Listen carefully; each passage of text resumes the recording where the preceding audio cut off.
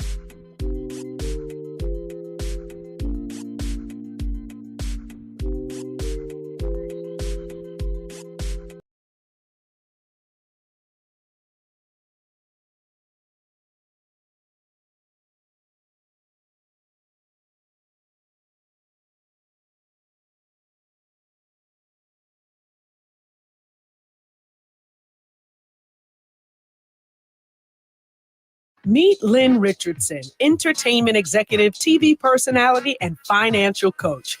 You might have seen Lynn on The Steve Harvey Show or Good Morning America giving financial advice. Please say hello to financial expert, my girl, my buddy, Lynn Richardson. The number one thing that I have to say to people is more money doesn't solve a money problem.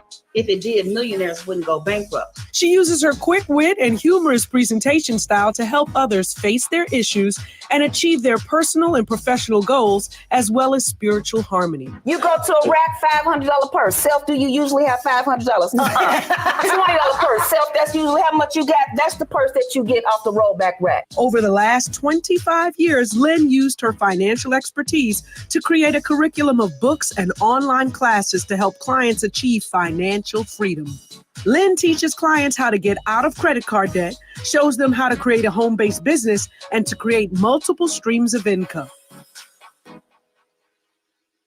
It's time to give yourself an instant home-based business and the gift of wealth with no limits. Introducing Lynn Richardson's Diamond Wealth Ambassador Program. The Diamond Wealth Ambassador Program is an instant home-based business that gives you 1 full year of access to all of Lynn Richardson's finance classes, business trainings, and career programs like the Lynn Richardson Speaker Training, Life Coach Certification, Social Media Manager Training, Master Financial Coaches Bootcamp, the Authors Collaboration Circle, where you'll write a book with Lynn, and so much more. That's an instant home-based business plus 1 full year of unlimited access to all of Lynn Richardson's finance classes, business trainings, and life-changing career programs. So give yourself the gift of wealth with no limits with Lynn Richardson's Diamond Wealth Ambassador Program. For more information about Lynn Richardson's online classes, career training programs, business trainings, and webinars, please visit lynnrichardson.com.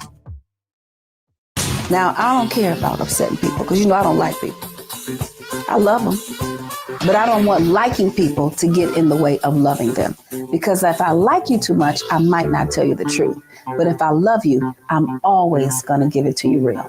Author, speaker, and celebrity financial expert Dr. Lynn Richardson is bringing viewers a fresh perspective on an age-old topic, money.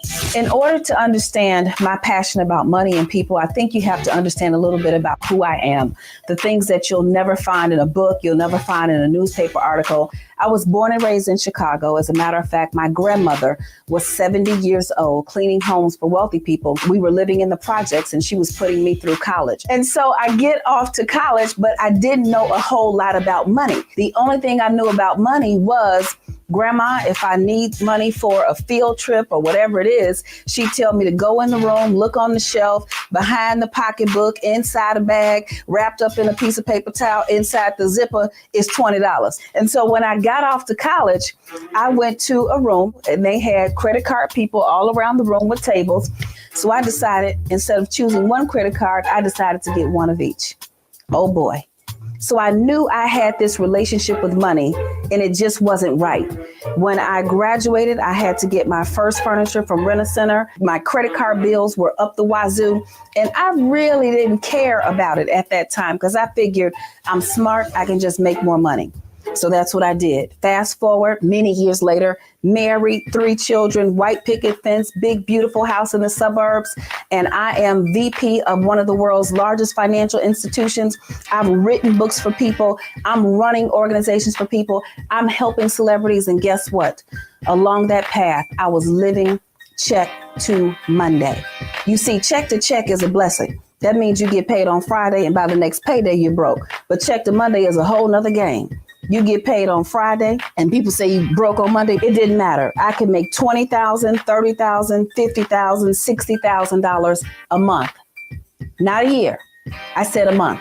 Yes, more money doesn't solve a money problem because if it did, millionaires wouldn't go bankrupt. I kept finding myself in a feast to famine situation. I'd have a whole lot of money, then I'd have no money because I didn't believe in budgets. I thought budgets were for poor people. Honey, I was crazy as all get out. Do you understand me? I thought I could save everybody. I'd loan money to people even when I didn't have it so they wouldn't think I was broke, which I was. I remember one day walking through the grocery store and one of my sorority sisters, and she said 3 words to me that changed my life. She said, live your book. What I realized is I had to start living what I preached. I started living by the principles in Living Check to Monday. My dream was to help other people achieve their dreams. There is not an aspect of my life that has not changed due to the presence of my sister, Lynn Richardson. Because of her presence, everything has changed for me. You know, last year I could say we sort of quadrupled our income. This year, I mean, I'm sort of scared because it comes with bonuses for her. Debtor's court is where your money sentence is also your money solution. She's lived through it, and now she's sharing her story and helping others turn their finances and lives around. I am that person who has lived it from every single angle. Bankruptcy, foreclosure, I done wrote a bad check, this, that, and the other. Honey, don't come in here with no excuses. When people understand that there is someone else like them, there is someone else with their experience, I think that they're going to have the courage. Listen to what people are saying about Lynn Richardson's New Wealth University. Hey everyone, it's Nikki Cherie, the corporate MC. I'm a Diamond Ambassador within New Wealth University, and I also am a member of the speaker training class under Dr. Lynn's direction. Now, I've got to share this testimony with you as a word of encouragement. Last week, Dr. Lynn told us to speak what we seek until we see what we said. And as we took her speaker training, it gave me the confidence that I needed to launch out and to branch out, not only within my business, but within my corporate role. I recently switched jobs and I had to give my first speaking engagement to a team of about 85 professionals. I walked away today from that conversation with allies, with people that I can count on to help me move the business forward. So this word of encouragement for you is to stay in your classes, to apply your learning, and to listen to the wisdom that we are getting from Dr. Lynn Richardson. I am on fire and I am motivated to move beyond 2020. And so if I can do it, you can do it too. Thank you. Visit lynnrichardson.com and get your key to unlimited wealth. Saturday, join Lynn Richardson and New Wealth University for Saturday School. Lynn and her professional colleagues will empower men and women to move their business to the next level. You will hear from trademarks and copyright attorney Michelle J. Miller, attorney Serena Williams, attorney Deidre Stokes, and corporate finance executive Ingrid Woolfolk.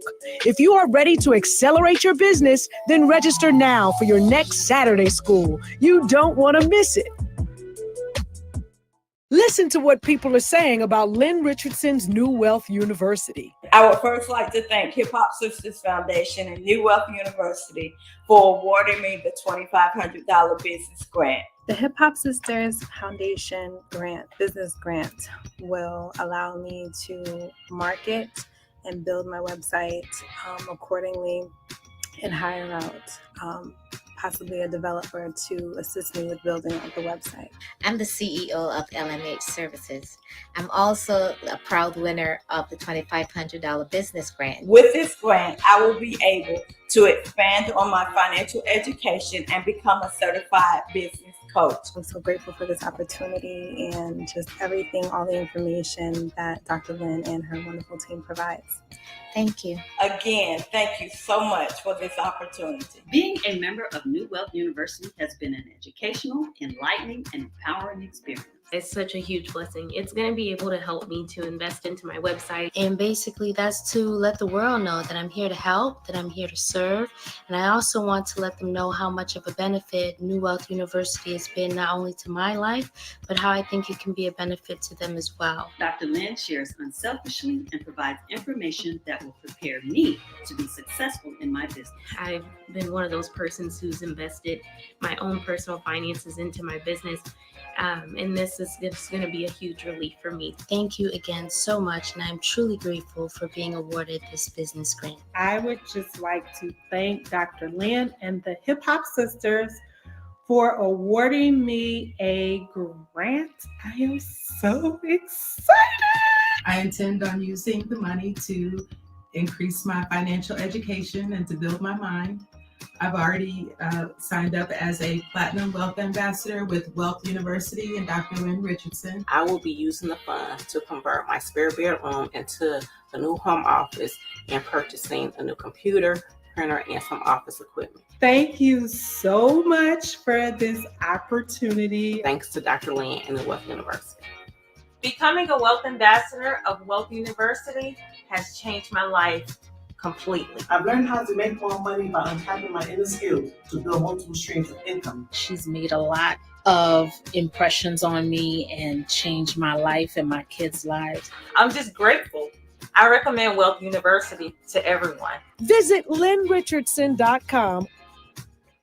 Get an instant home-based business and give yourself the gift of wealth with no limits with Lynn Richardson's Platinum Wealth Ambassador Program. Lynn will show you how to elevate your home-based business, how to create multiple streams of income, and how to increase your credit score and many more strategies. 1 year of unlimited access to all of Lynn's online classes, books, and webinars. Give yourself an instant home-based business with Lynn Richardson's Platinum Wealth Ambassador Program. For more information, visit lynnrichardson.com.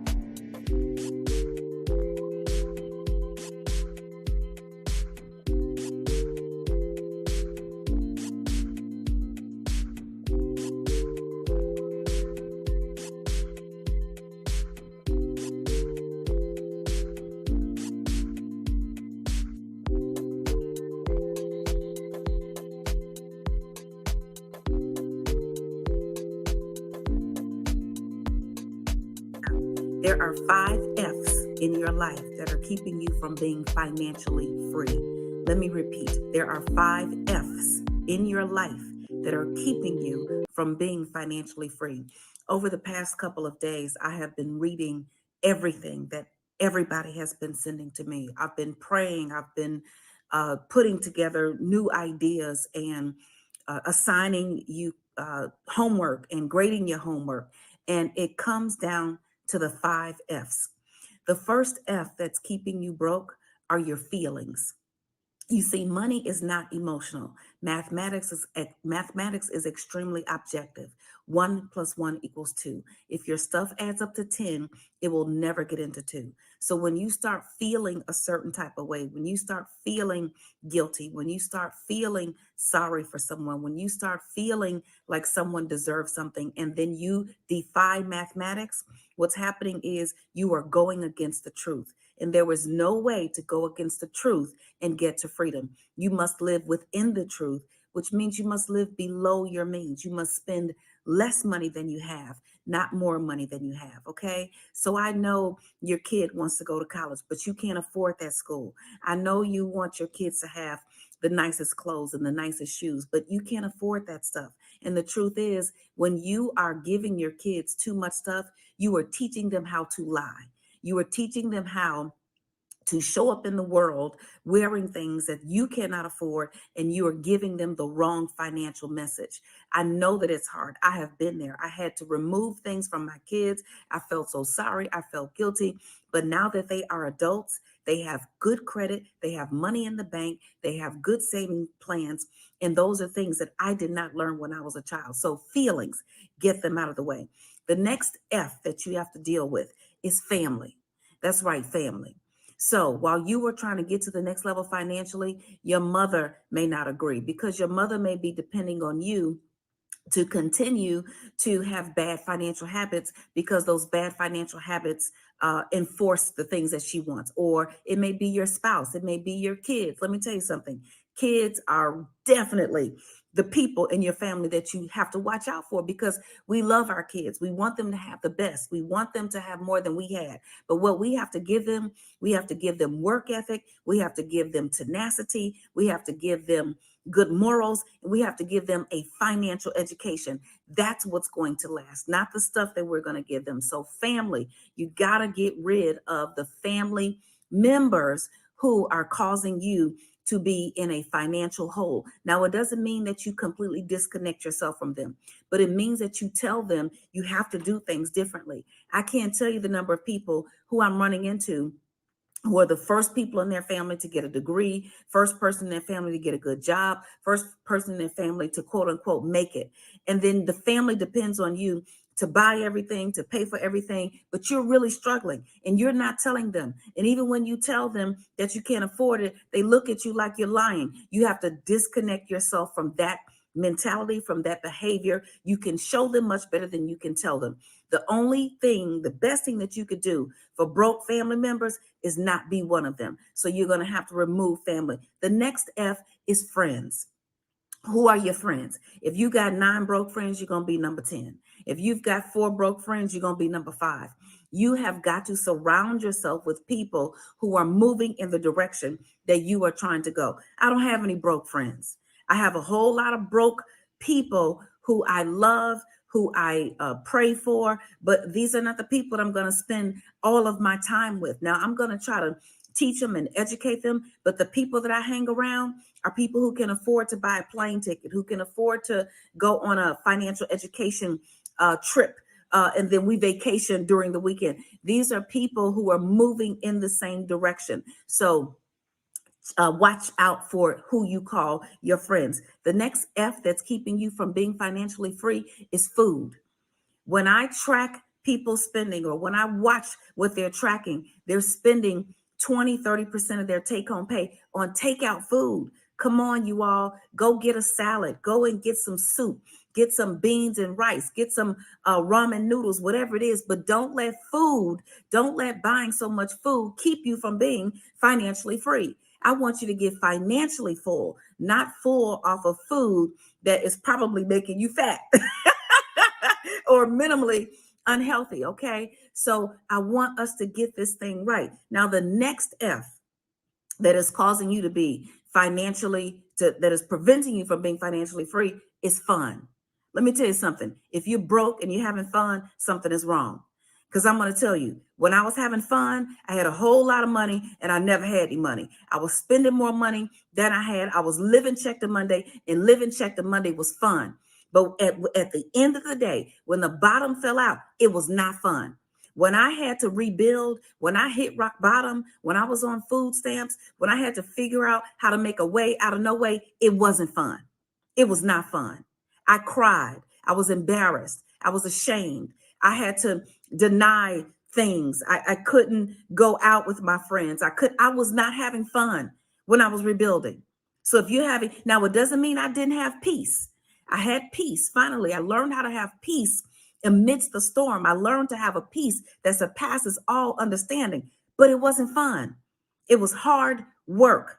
It was hard work. And so now that I have moved past the F's, and you can move past them too, the feelings, I used to want to buy everything for everybody so everybody could be saved. But the truth is, I was killing myself, my future, and I was killing theirs. So you have to move past the feelings. You have to move past the family. You have to move past the friends. You have to move past the food. You have to get over the fun that is preventing you from becoming financially free.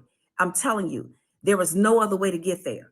There may be a lot of companies out here telling you that you can make $100,000 or $1 million if you come and sign up. It's not true. You may make some money fast, but it is not going to last. The only way to get to the next level financially is to put in the hard work. Look at yourself, change your habits, change your thinking, get a financial education. You don't have to get all the books at one time. Just get one book, take one class, change that one thing. Do the 21 days to financial freedom. Start your home-based business. Learn how to get your money back. Hire your kids. Whatever it's going to take. But don't give up. And don't let the 5 F's keep you from the 2 most important F's, the 3 most important F's. The most important F's in your life are faith and financial freedom. Faith and financial freedom. The freedom, not having $1 billion, but the freedom to make the decisions. If I wanted to get on a plane right now and go to Europe, I could, but I have other things to do. I have other priorities. If I wanted to go buy a new car, I could, but I don't need a new car. If I wanted to go get a $5,000 purse, I could, but I don't need that $5,000 purse. So yes, I can buy all the things that I want, but now that I can, I don't want to. It's much easier. It feels better to just make a wise decision. So don't let the 5 F's prevent you from the main F's. Faith and financial freedom. It's yours. It's 2020. Let's go.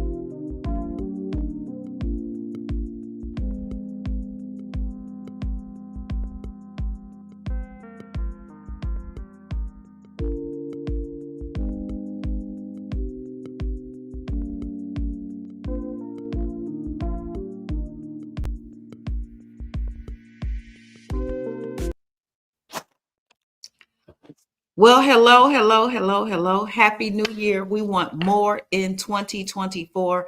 I am so excited to be here with you today. Let me tell you, 2023 was the Jordan year, and it was the championship of a lifetime. It required every single thing I had, you had, we had, and they had. It required us to go all out. It required us to pull out every single trick we had, every single prayer we had, every single breath we had to pull off this championship year. But now it is the year for open doors. It is the year for more. It is the year for more opportunities, more life, more love. It is the year for more freedom. It is the year for more wealth. It is the year for more patience. It is the year for more of every single thing that you could think of and want in your life. And so I am just excited about what it means. I'm excited about what it represents. I'm excited about the challenges. I'm excited about the wins. I'm excited even about the things that we lose, because guess what? If you are afraid of losing anything, you've already lost it. So I want you to give up fear. This is not the year for fear. This is the year for freedom. This is the year for finances. This is the year for motivation. This is the year for celebration. This is the year for collaboration. This is the year for communication. Who aren't you talking to? And what aren't you talking about? Because communication itself is love. There is no such thing as love without talking. If you've stopped talking to someone about a thing or some person about a big deal or whatever it is, guess what? Now is the time to open your mouth. And sometimes that simply means sending a letter. Sometimes that means sending a text message. Sometimes that means picking up the phone, having a conversation. But guess what? It is not the time for you to be silent. It is the time for you to open your mouth. It is the time for you to say what it is that you want, to believe in it, and to now go after it. So this is a financial marathon. We're going to run as long as we can. And when we get tired, we're going to hold each other's hands and we're going to keep on going together. That's right. That's right. That's right. So I'm seeing so many questions. Let me see who is here. Who is here with me? And what questions do you have? I have lots of stuff in front of me, but I'm not sure what I'm supposed to be doing. I don't know if I have questions. That nobody's told me anything. They just sat me here and told me to start talking. Now, I don't know what that means. If I have some questions, somebody can actually give them to me so that I'll know exactly what I'm supposed to be saying. So, okay, they told me I have to do a wrap up. All right, well, let me just say this. First, I want to talk about something that is going on in the financial world that has been happening for a very, very long time.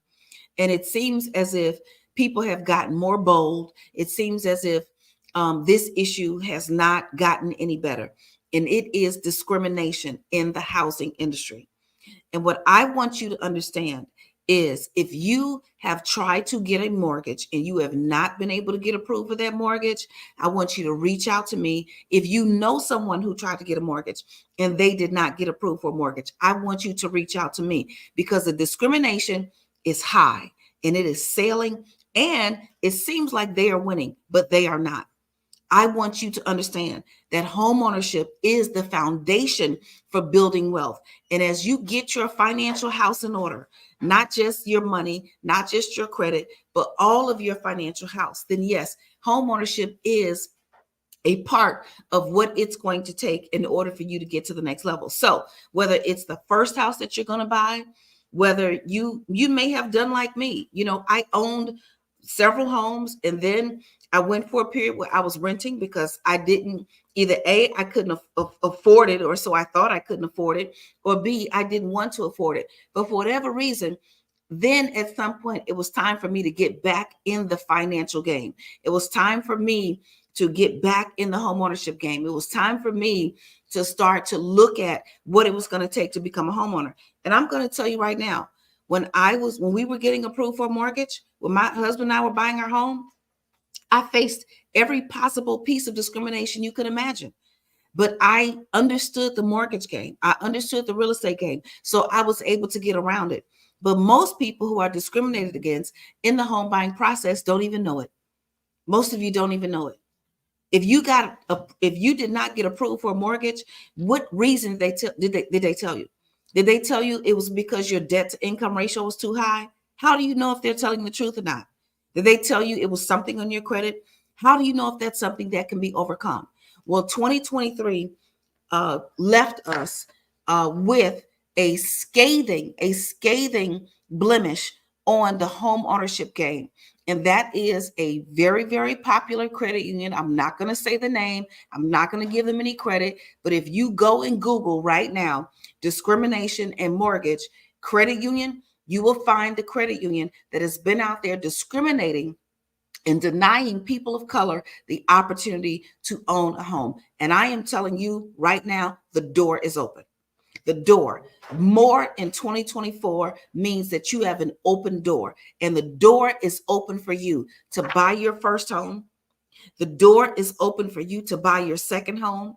The door is open for you to buy your vacation home. The door is open to you to buy investment property. The door is open to you, and we are not going to let anybody close it. We're not going to let anybody close it shut. We're not going to let anybody tell us we can't do it. We are not. And this is the year that you have got to persevere. You've got to keep going. I know you are tired. I know you're tired because I'm tired. I know you want to give up because sometimes I want to give up. I know you are tired of trying to figure it out because I'm tired of figuring it out too. I am. The pandemic almost kicked my whole entire butt, okay? Between being in quarantine, between people dying, between losing loved ones, between watching friends and family members go through things. Yes, I have gone through it too. Yes, I have battled with days where I don't want to keep going. I have battled with days where I don't want to do any work. I have battled with times where I'm just like, God, take it all. Like, when do I get a break? When do we get a break? When do we get a break? Well, you got the break. But now it is time to get back to work. Now it is time for you to believe in what it is that you see for your life. What do you see for your life? What do you see for yourself? What do you see? Are you trying to edge your way to a financial breakthrough? Are you trying to get to a place where you can just pay all your bills one day out of the month and not have to worry about it? Are you trying to get a promotion on your job? Are you trying to get a better job? Is your relationship lacking? What is it? Are your children on your nerves? What is it? We cannot give up, and we have to do it together. And the one thing that I want you to understand about this open door in 2024, the door is open for it all. And we cannot give up, and we cannot focus on one little bitty thing. We got to focus on all of it. Do it one thing at a time. But if you are focused on your money, let me tell you something. And I heard this, and someone said this, and it was so true. It says, if you got a money problem, you got other problems. Let me repeat. If you have a money problem, you have an issue with boundaries. You didn't say no. If you have a money problem, maybe there's an issue with your integrity. If you have a money problem, maybe you are not doing the math. If you have a money problem, then you have other problems. And if you fix those other problems, you won't have a money problem. And if money is the only problem you got left, then that's not a problem at all. You know, there were times during the recession of 2008 when I would go to a speaking engagement and I had my book. I had Living Check to Monday. This is all I had to my name. I had my book, and sometimes I went and all I had was gas money. All I had was the gas in the car getting me there, but I did not have any gas to get home. But I would show up, I would speak, I would sell my books, and I would leave, and I would walk away with something to be able to make it to the next day, to be able to make it to the next week, to be able to make it to the next month. And so what I'm telling you is, it is in you. Yeah, you have it. It's in you. You are ready. It is your season. It is your time to win, and it is your time to go to the next level. But what we've got to do is we've got to face discrimination head on. If you go out and you can't get an apartment, now it's not your time to quit. I know it's tough out here right now. It's hard. In the movie, they say it's hard out here for a pimp. Honey, it's hard out here for everybody. It's hard out here for a woman. It's hard out here for a man. It's hard out here for kids. It is hard out here. But you have to keep going. You have to keep moving. You have to keep doing it. You have to keep grinding. You have to keep trying. If you can't afford any apartments, you got to keep looking. You got to keep looking every single day. I know so many of you who are just trying to get a comfortable place to live. You're trying to get a roof over your head. And yes, you are right. Rents have gone up. It costs people more right now sometimes to rent than it does to buy a home. Do you understand? By the time they ask you for your first month's rent and 2 months security deposit and all this other stuff, you could buy a whole house with less. You could buy a whole house with less than what it takes to rent, but you still got to keep going. Okay. So whatever's happened in 2023, and I don't know why none of this stuff is set up. People still trying to set stuff up. I don't get it. Can they see me or not? I don't understand. Absolutely, what's happening. Oh, okay. Got it. So this is good. Yeah, just don't put your drink in front of me. Okay. But they don't care if I'm drinking water. Right. But I can't drink water in front of the people. You can do whatever you want. They getting on my nerves around here now. Okay. These people about to get on my nerves. They steady walking, and I got down here when I got down here, but everybody was supposed to be ready. And now that I'm down here, ain't nobody ready. Okay, they still sitting around walking and talking. I don't have anything. Okay, so let me get back to the point. So the point is, you have got to keep going. All right. So interest rates. Interest rates are at a 23-year high, but it's okay. It don't matter what the interest rate is, okay? It doesn't matter what the interest rate is. Don't give up on home ownership because interest rates are high. Now you just got to buy a house that fits within the payment that you have set up for yourself. Now you've got to buy a house that fits within the budget that you have for yourself. So if you can afford $2,000 a month, then you need the mortgage payment that falls within $2,000 a month at whatever the current interest rate is. It's just as simple as that. Don't say, no, I don't want to buy a house because rates are high. What is the interest rate on your rent? The interest rate on your rent is 200,000%. Okay. So you still want to get in the game. You still want to start to build equity. You still want to start to put that foundation in place. You still want to do it. Okay. So you want to do that. Student loan payments. Come on now, Jesus. Now, student loan payments have resumed. And I have $140,000 student loan that was forgiven. I wasn't paying it. Let me repeat. I wasn't paying it. You see, the story that we were told that we could go to school, get a good education, and get a job and retire was not the truth.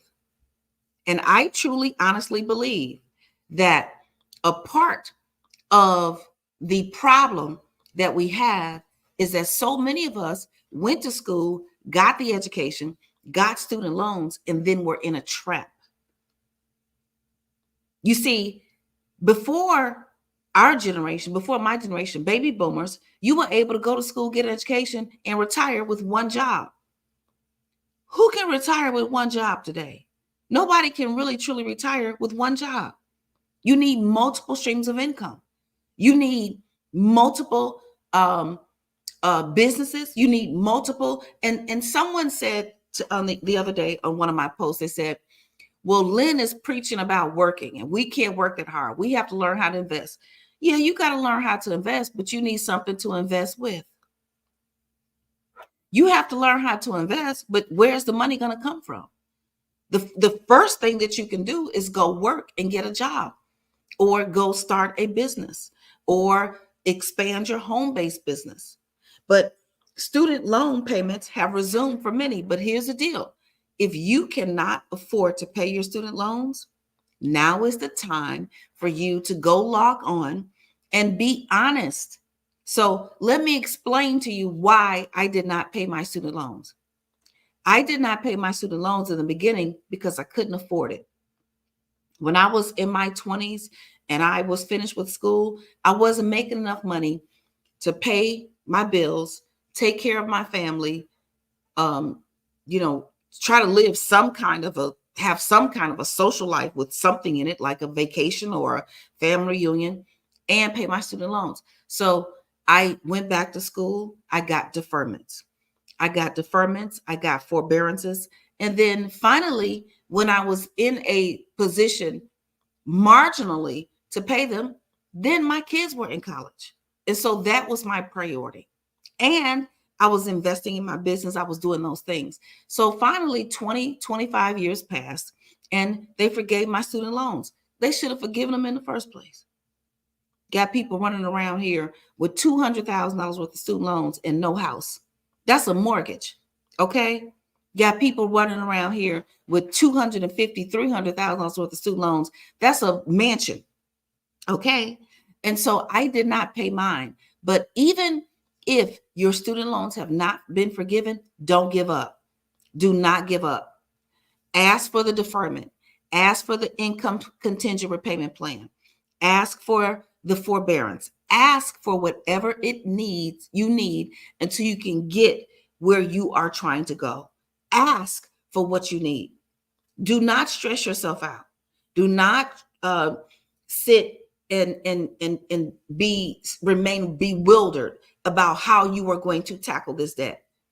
I would rather you focus on home ownership, focus on getting your budget straight, focus on starting your business.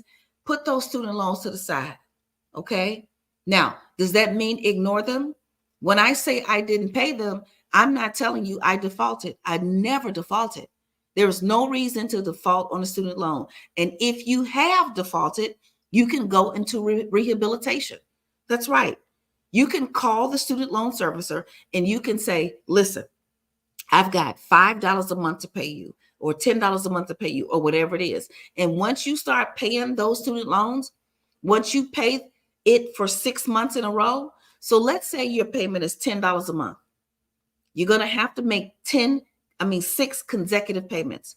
You cannot pay $60 at one time and say, I just made 6 payments. No, you have to make 6 consecutive payments, and they will take your student loans out of default and you will go back into a normal repayment status.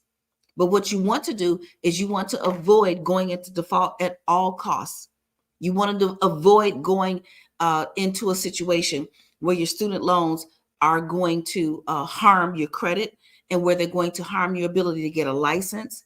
They're going to harm your ability to go into some profession. There are many different professions that will ask you, are you up to date on your student loans or have you defaulted on a student loan? So I don't want you in a situation where that is going to preclude you from this open door that is ready for you in 2024. Okay. So if you've got them, get them out of default. If they're not in default and you can't afford them, get a deferment. And everybody's going to say, you're going to accrue interest. So my student loan that got forgiven, yes, it accrued interest. I think the student loan started out at like 40,000. And by the time interest kept adding up, it was 100 and some thousand. I don't care. I don't care what it is. If I can't pay it, I'm not paying it. Okay. If I can't pay it, if I cannot be free in this movement, I am not going to stay in bondage. I need some movement. I need some space. I need some wiggle room. And it just so happened for me that it got forgiven. Okay. So bide your time, do what you can. Do the best you can where you are with what you have right now. Do the best you can where you are with what you have right now. All right. And if you are not clear about your forgiveness options, then just Google student loan forgiveness and go to the government website and it'll take you through all of the things that you need. Now, let me say this.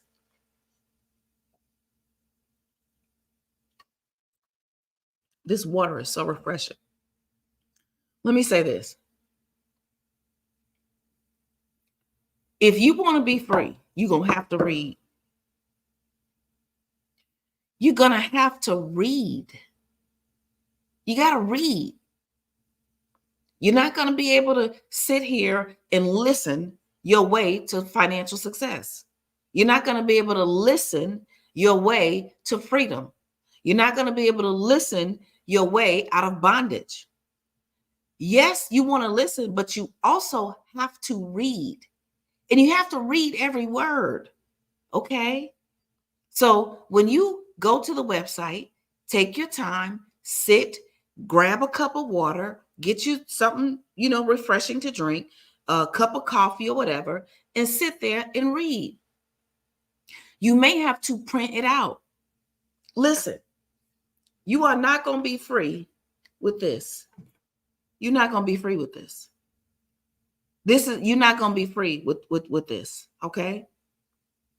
You cannot get to the next level with this. This is going to help you only so far. This is supposed to be your quick resource, your cell phone. With your cell phone, you can make a quick phone call. You can do a quick message. You can read a quick email. You may even be able to respond. But if you are going to get to the next level in anything, you're going to have to print and read. You're going to have to open a computer, a laptop, or a MacBook, maybe even an iPad. You're going to have to read. Okay. So this is what we are doing, and we are doing it together. Let's see what else happened in 2023. So we talked about banking while Black. Well, here's the deal. There are people who are working in financial institutions who see you, but they don't see you. They see you and they have an opinion about who they think you are, and they have an opinion about what they think you can accomplish. And sometimes they even have an opinion about their fear of you. They may be, there's a story of a woman who took a large sum of money to one of the top financial institutions in the world. And I'm not going to say who this company is, because I'm not giving anybody any extra credit. I'm not giving anybody any extra advertising. But if you Google financial discrimination, you'll know who they are. And there are several people who have walked into these banks with lots of money. However they got the money is their business. Some people got the money through a settlement. Other people got the money through winning the lotto. However you got your money, it's your business. It's nobody else's business to tell you that your money that you got is not worthy of being placed in an interest-bearing account in an institution. But it is happening. Some of those people are just jealous. That's all. They're jealous. Because you walk in a bank with $100,000 or $200,000 or $300,000 or whatever it is, or $4 million or $5 million, and they don't have it. The person that's standing there is jealous. And the person that is standing there is supposed to be offering you a service to help your money grow. And when they see you, they see what they're not doing. Now, let me break this down a little further. Some of you are trying to get to the next level. You've been trying to get to the next level for a long time. You've been trying to get to the next level and figure out what is it going to take. And some of you have lost friends along the way. Some of you have lost family members along the way. Some of you have lost, long time, relationships along the way. When people in your life do not roll with you or move with you, it's okay. It's not their mission, it's yours. It's your mission. But the truth is, some people are not going to come with you in 2024 through this open door. Some people are not going to come with you as you climb this ladder. Some people are not going to want to be even involved with you if they see that you're getting your money straight. Let me tell you why. Because you are showing them what they're not doing. That's what it is. It's not that they're jealous of what you are doing.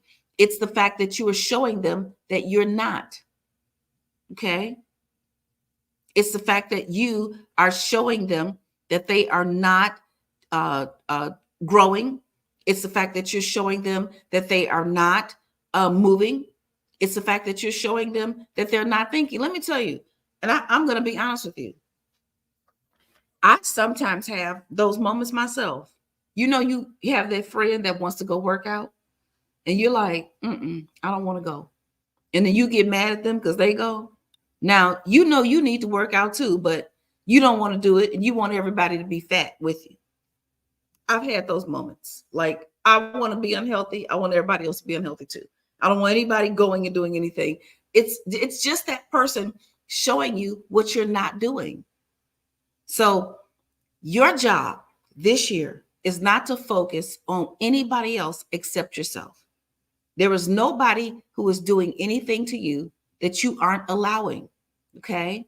There is nobody who is doing anything to you. There's nobody who is stopping you. There's nobody who is preventing you. It's all in you. And sometimes you have to be the change you want to see.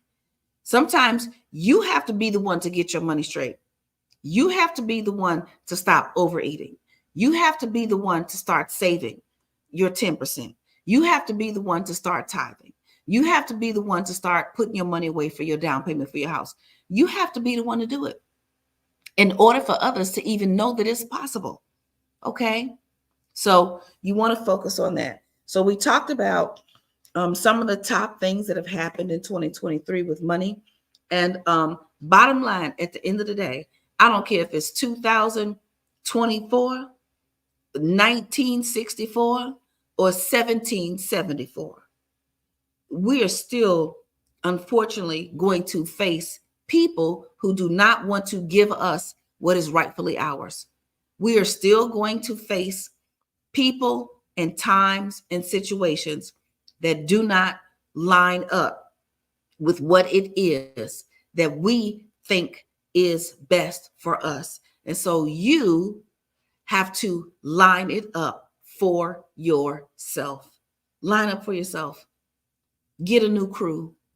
It's one of the reasons why New Wealth University is such a great place to be, because you are now lined up with other people who want to get their money straight. You are lined up with other people who are not afraid to say, my credit score dropped. You are lined up with other people who are not afraid to admit that they got to fix some things. You are lined up with people who are saying that, listen, I want to get my money right, and I want to get it right in a community of people who want to do the same thing.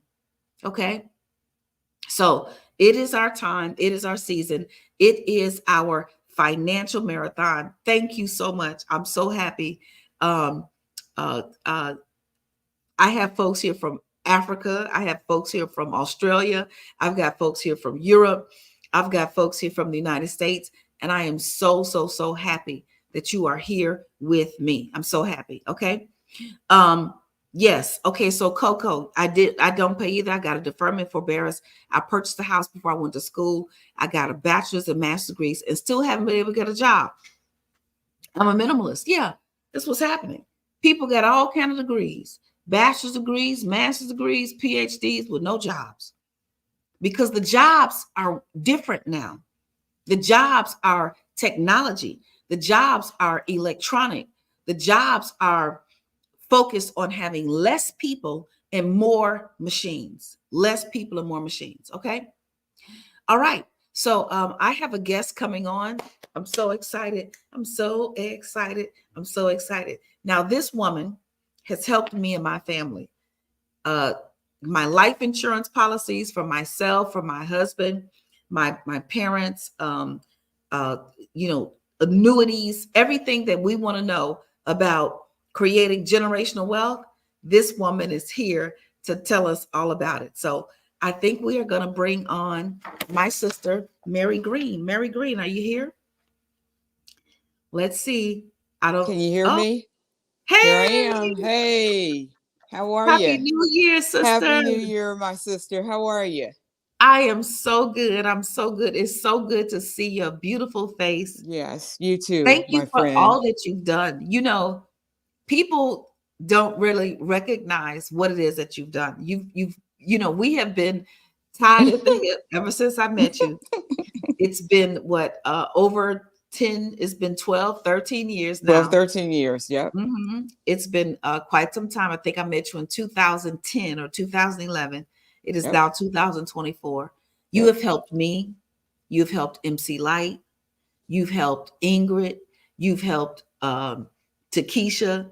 You've helped so many people in our circle. You have been supportive. You have attended the wealth experience. Tell us, Mary, what is it that we need to do differently, and or what do we need to continue now that we have this open door in 2024? Well, what I would say to everybody is that the landscape has changed as we have known it. And, the way we approach money it's a mindset is what it is. And I'll tell you, we made a transition a couple of years ago. We moved from Chicago to Atlanta. And the landscape here in Atlanta is mind blowing when you see the amount of money that African Americans are just moving around here with money here in Atlanta is mind blowing. And these are everyday individuals, some celebrities you see, but some of these are just everyday people. And so what I'm learning is that how we approach money, what we think about money, which is exactly what you said, is that you got to get a different circle. If your pond is too small, you got to get a bigger pond to swim in, because the money is there for us. And when we have the knowledge, and knowledge is power, then we know how to do things differently, with our money. And so what I'm seeing now is that there is a lot of money in the African American community, but we have to do things differently with our money. And we've got to know how to take our money, and we've got to grow our money. And that's exactly what you're teaching everyone at New Wealth University: how to take your money, how to grow it, get you a new set of people that think differently about their money, and how to take that money and pass it on to the next generation. So you're on the right track. And so you're doing the things that everybody should be doing here with their money. Everybody ain't broke. Everybody ain't, disgusted. Everybody is not happy, unhappy about where they are. But I'm telling you, there are some powerful African American individuals out here that are doing it. And we have got to be a part of the group that is doing it. And you're certainly teaching everybody the right principles here at New Wealth University. Well, thank you. So it is about mindset. This shirt says more money doesn't solve a money problem. And, I often say, if more money could solve a money problem, millionaires would never go bankrupt. Absolutely. But millionaires do, in fact, go bankrupt. People get money and blow it. People get money and they have the wrong people managing it. People get money and, people take it from them, steal it. People get money and it does not fulfill the thing that they think it will fulfill. I think lots of people believe if they had more money, or if they were able to pay their bills or whatever it is that they were trying to do, they think that their problems will go away. But that's not the truth. No. It is what your mind and what you are doing, how mentally you are processing what it is that's happening on a regular basis that really makes the money situation in your life different. My story, and I've said it so many times, I used to think that I could just go work harder and make more money and all my problems will go away, but they did not. No. They got worse. The more money I made, the worse my problems got. Absolutely. And so you are absolutely right. So talk to me a little bit about the landscape in Atlanta. You say you moved, you relocated from, I believe you said Chicago area to Atlanta. What's different? Is it better or worse? Well, what I'm seeing down here is that, there is a tale of two cities. So you're going to have a little bit of you're going to have the haves and you're going to have the have-nots. But I think what I see here is there's a more progressive attitude towards individuals who have a lot more money, and you see a lot more of a different type of landscape. So you're going to have there's a political landscape. You're going to have the entertainers. You're going to have the professional athletes. You're going to have a little bit more of your white collar individuals. You're going to have probably a little bit more of your entrepreneurs as well. So you're going to have a mixture of everybody down here, and everyone is making money. They have that attitude that they want to be very progressive. They want to make money. Now, I think the opposite of this is that not only do they want to make money, but they have to be shown, how do I keep this money? And that's where having that financial person come in. That's where you have like a New Wealth University come in and say, listen, you're making all this money. We're going to show you how to keep it. We're going to show you the skills around budgeting. We're going to show you the skills around estate planning. We're going to show you the skills around, here's how you can use life insurance to build tax-free income, or how to do estate planning, or how to leave a legacy, or we're going to show you how to build a nice retirement plan. And so they're doing the building. They're very progressive enough to fall into this. But now it takes the skill that says, like, we're going to continue to move this thing on further. And so that's where the education piece comes in. And see, Lynn, New Wealth University fills that education gap in for a lot of individuals into our place here in the community. And so it's up to us to get out there and to continue to build on this thing, because there is a gap of knowledge that is lacking in the African American community. And the financial piece is what's lacking. And so many people out here saying, like, well, I can do this and I can do that, but they don't necessarily have the credibility to be able to do it, nor do they lack sometimes the knowledge to be able to do that. So one thing that you and your team bring to the table is, one, you've got the credibility, and two, you've got the resources. So now let's take this thing on to the next level. All right, all right, all right. Well, I am excited. I think Atlanta is a great place to restart, to think about rebuilding. Yes. My daughter just, one of my daughters, my oldest daughter, just relocated there. I think the housing situation is much better for her. The employment opportunities there are great. Absolutely. And yeah, it just, it was so many things opened up for her. Oh, And absolutely. there's one of the laws of abundance says, it talks about the law of place. Yes. And it says where you are is just as important as who you are. Yes. And what you are. So you could be a great whatever it is that you do well, but be in the wrong place. Absolutely. And not be able to manifest. Mm-hmm. And so I think now is a time for people to start really thinking about, where am I? And am I where I'm supposed to be right now to manifest what it is that is next in my life? I knew, and I remember I told you, I knew when it was time for me to leave Chicago and come to LA. And it seemed so bizarre. Yep. It seemed crazy. I think people thought I had lost my mind.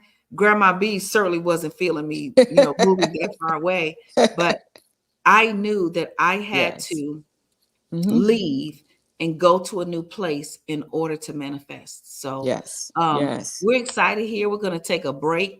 I don't want anybody to go anywhere because I've got so much more to share today. But while we are on our break, we're going to play some, important classes and some information and, continue to get things out. So Happy New Year to you, my sister. Mary, yes, Happy New Year to you, Lynn. Thank you for having me on. Yes, your next class, your session, How to Make Your Money Grow. If you want to get in touch with Mary, she teaches how to make your money grow in New Wealth University. And so go right on over to lynnrichardson.com. If you can't find a class, just go in the search bar and type one word. Just type the word grow, and you'll find the class, How to Make Your Money Grow. Okay. Everything is 60% off today. And we're just so excited. So thank you, Mary. Thank you, everyone. And I hope you guys to see you in class. We've had these are great classes last year. And we're going to have some fantastic classes coming up in the new year. I try to teach information that is relevant to the times that we're in today, so that you can take that information and run with it. As they say, write the vision and make it plain, and then go and run with it. So Dr. Lynn, you're doing a fantastic job. Thank you for having me on. Happy New Year, everybody. And I hope to see you in class soon. Happy New Year. More in Bye-bye. 24. All Yes, right, more in everybody. 24. We're going to take Bye-bye. a break. All righty. We'll be right back Bye-bye. after this break.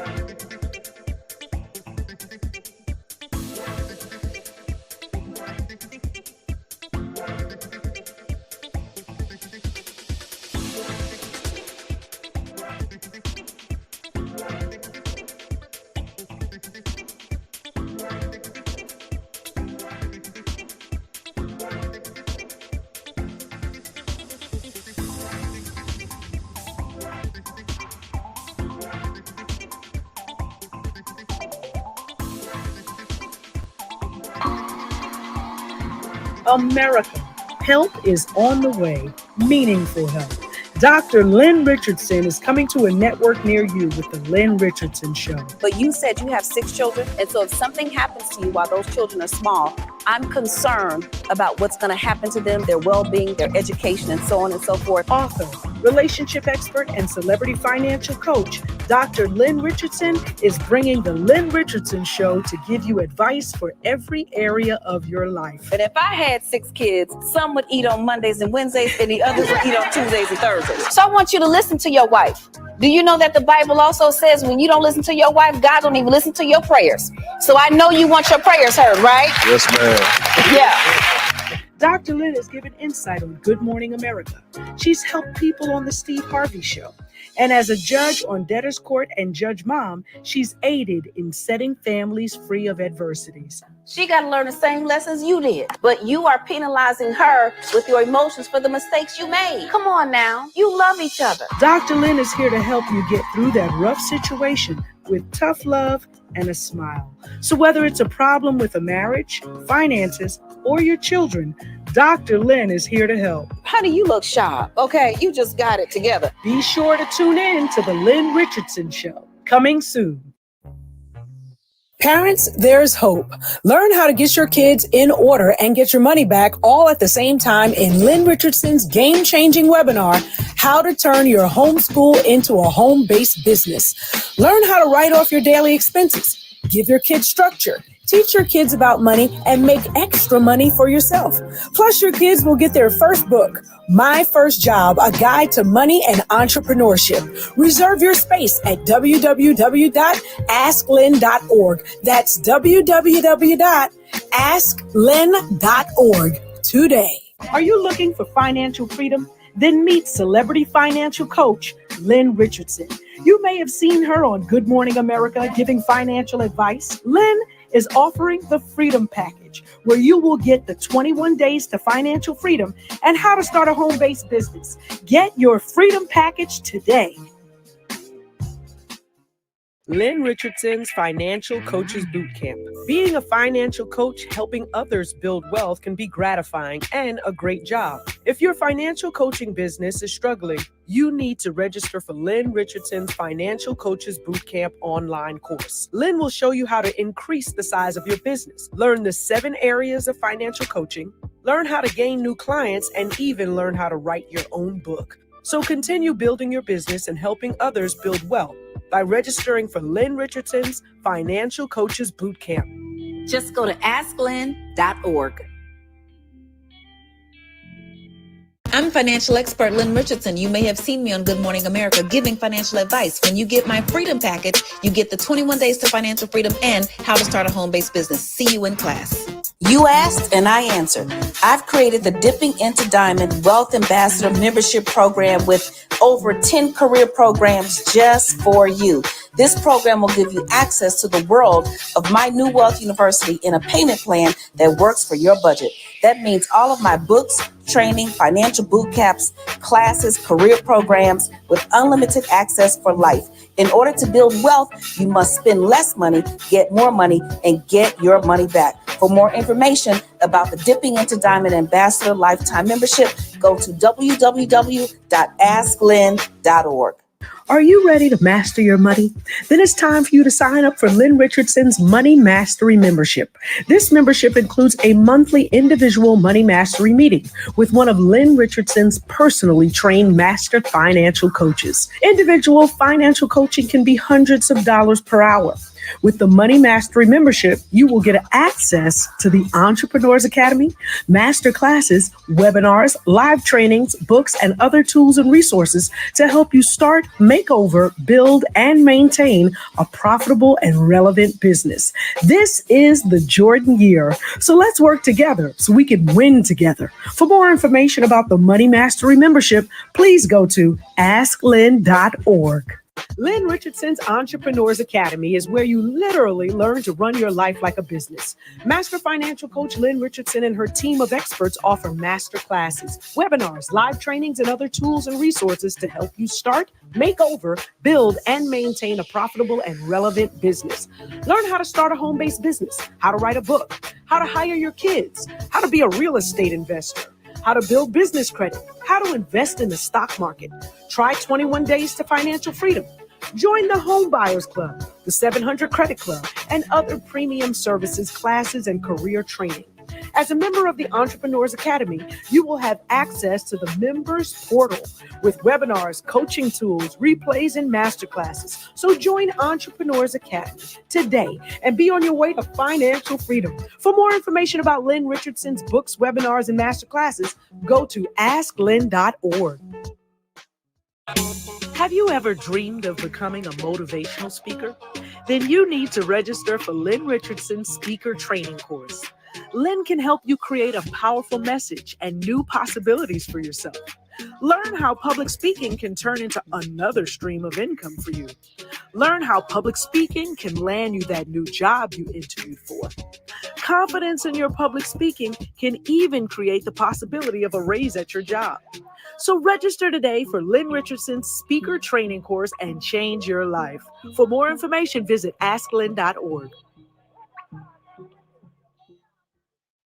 Let's talk about real estate, real estate, real estate. Hi, I'm financial expert Lynn Richardson. You've seen me on Good Morning America, The Breakfast Club, and KBLA Talk.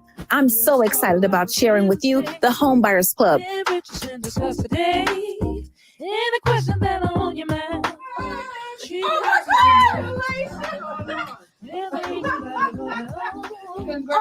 It's my honor for me and Mike to be here today, just to let you know how much I appreciate you allowing me to enter into your life this way, to enter into this space. Home ownership really is the foundation of building wealth. It's time for you to get the home of your dreams. No credit, no problem. Low credit, no problem. No down payment, no problem. I am excited about you getting a piece of the American dream. Join the Home Buyers Club today.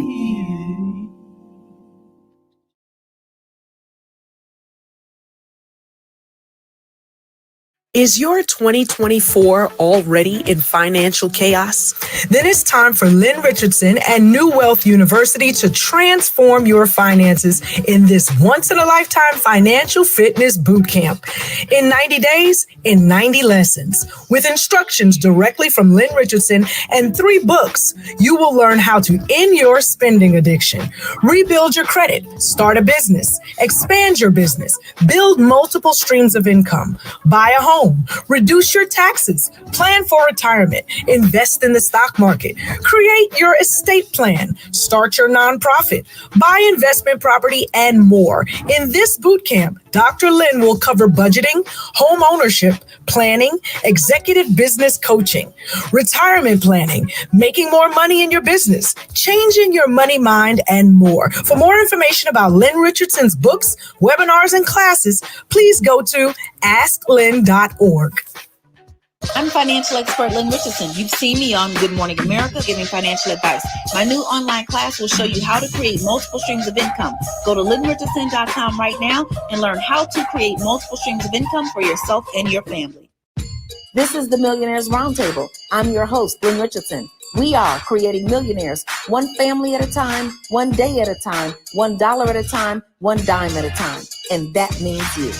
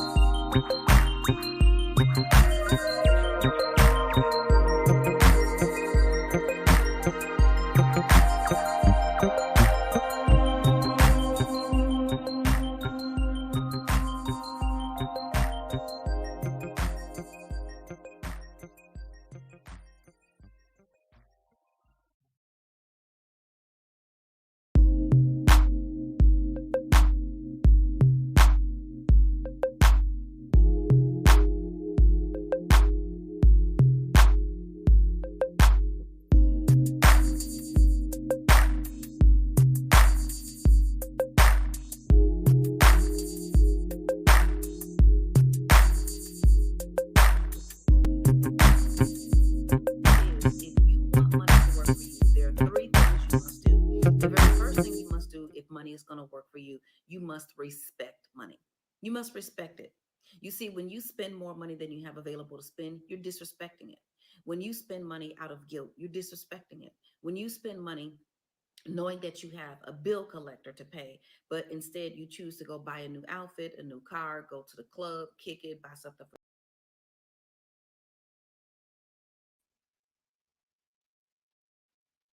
Hello, hello, hello. Okay, are we back? Let's see. Are we live everywhere? They're telling me I'm in the show. Yes, yes, yes. Okay. I am in the show. All right. I want to make sure that I stay on track with what it is I'm doing here today. So I have some questions. I guess I have some Q&A.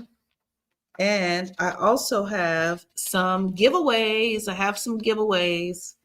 So let's make sure that I am ready and that I am back live again. Okay, Miss Nikita, I need strategies on money management so I can have a successful business. I need to start from the basics before I think about launching my business. I've got that. I love that question. Just let me know when we're ready for it all. Let me know when we are ready. And I am live on all platforms.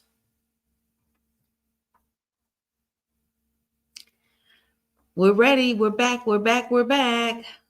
More in 2024. We are here live. Okay. So, first of all, we have a giveaway. Venetia Evelyn, you were the first to log on and post a comment. So you have won the Freedom Package. And if you already have the Freedom Package, we will get you something that is the equivalent. Okay. So speaking of the Freedom Package, that leads me right into this first question. Nikita just asked and said she's trying to figure out how to get started from the basics. Well, I need strategies on money management so I can have a successful business. I need to start from the basics before I think about launching my business. Well, if you want to start from the basics, start with the alphabet. So if you want to learn how to read, you got to learn the alphabet first. You have to learn the order, A, B, C, D, E, F, G. And then you have to also learn how the words get put together. You have to learn the sounds. You have to know consonants from vowels. And then you have to start putting words together and learning how to sound them out. Well, in the world of finances, the alphabet is the basics, 21 days to financial freedom. So in the 21 days to financial freedom, I walk you through the classes. I walk you through the lessons daily. You get one lesson a day. You have to submit an answer, and I grade your answer. All right. And sometimes people fail because they think I'm not really paying attention, and I am. So you submit your assignment, you get a grade, and once you pass that assignment, then you get to go to the next grade. So that is 21 days to financial freedom. But it is also included in a bigger class called How to Stop Living Check to Monday and Build Multiple Streams of Income. So if your goal is ultimately to build a business, I'm going to take you through 21 days, and then I'm going to take you through 12 days of setting up your business properly. All right. So that's a great class. It is included in the financial and business coaching package. It is included in the Entrepreneurs Academy. It's almost included in everything. All right. So that would be my best advice so that you can learn the alphabet of finances and business and start at a basic level. Okay. So that's good. What program can I start with if I want to be a homeowner, but I just got laid off? If you want to be a homeowner, but you just got laid off, then you need to learn how to spend less money seriously. Okay. When you get laid off your job, you should treat it as if you have no money coming in. Even if you know you're going to get unemployment, even if you've gotten severance and you want to walk around as if, God is good and I have faith. God is good and you have faith, but faith don't pay bills. Okay. So if you've gotten laid off your job, you want to treat it as if you don't have any money. Okay. So you want to spend as little as possible. And I would still say, start with the 21 days to financial freedom. It is included. Sometimes we all need to hit the reset button. I sometimes need to go back and revisit the principles in 21 days to financial freedom or living check to Monday, just to go back and refresh on a few things that I may have forgotten. All right. So that's the basic program. But the program that if you really want to go through this year with me and you want to really get a strong foundation, you want to probably take a look at the Financial and Business Coaching Bootcamp, the Financial and Business Coaching Bootcamp, and my team can make that link available, the Financial and Business Coaching Bootcamp.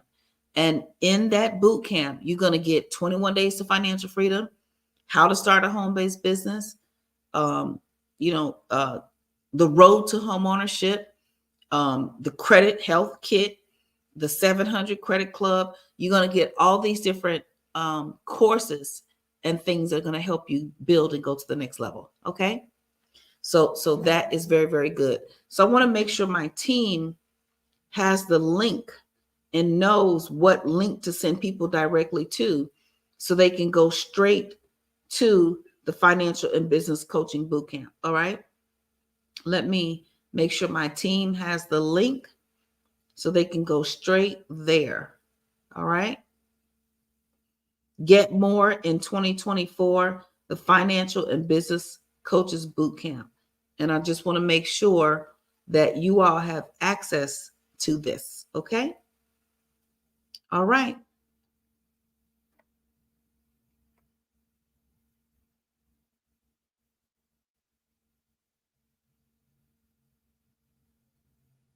All right. Okay. Yep. So there's the link to the one class, but I've also provided a link to a page full of classes. All right. So I've provided a link to a page full of classes that are going to allow people to go directly there and then see what options are best. All right. So you've got the Financial and Business Coaching Bootcamp, or you can do the Entrepreneurs Academy, which is going to be a little more thorough. You've also got several other options there. Okay. You've got several other options there as well. Ultimately, you want to take a look at the Platinum or the Diamond program. If you really, really want to get in the business of going to the next level with your finances, you want to take a look at the Platinum and the Diamond program. Okay. So that's very, very good. How do I maximize my $200 per month after my bills are paid? Well, you either want to put your money in a high yield savings account, or you want to start to take some of that money. Maybe you want to put $100 in a high yield savings account, and maybe you want to take the other $100 and you want to put it in a mutual fund. Okay. So you want to start to work on your retirement plan, and you want to put that other $100 in a mutual fund. And you want to choose a mutual fund that has outperformed the S&P 500 for the past 20 years. You want to find out which mutual fund has outperformed the S&P 500 over the last 20 years. And in one of our courses, How to Invest in the Stock Market, if you are a member at New Wealth University, there's a whole course that teaches you how to research mutual funds, how to compare stocks, and how to do all those things. All right. But in addition to that, how to invest in the stock market is just a really, really great class just to have. Okay. But that's what you want to do. You want to go into a high yield savings account, and you want to potentially consider investing some of that $200 into a mutual fund. Now, minimally, You can buy stock. What stock do you think you'd want to buy that's going to be around for a long time? Some of the stocks that you want to buy are things that you use regularly. So Procter and Gamble. How many Procter and Gamble products do you use? Toothpaste, deodorant, soap, dishwashing detergent, all of those things at Procter and Gamble. What about Apple? Do you have an Apple phone, an Apple computer, an Apple Watch, an Apple iPad? You get what I'm saying?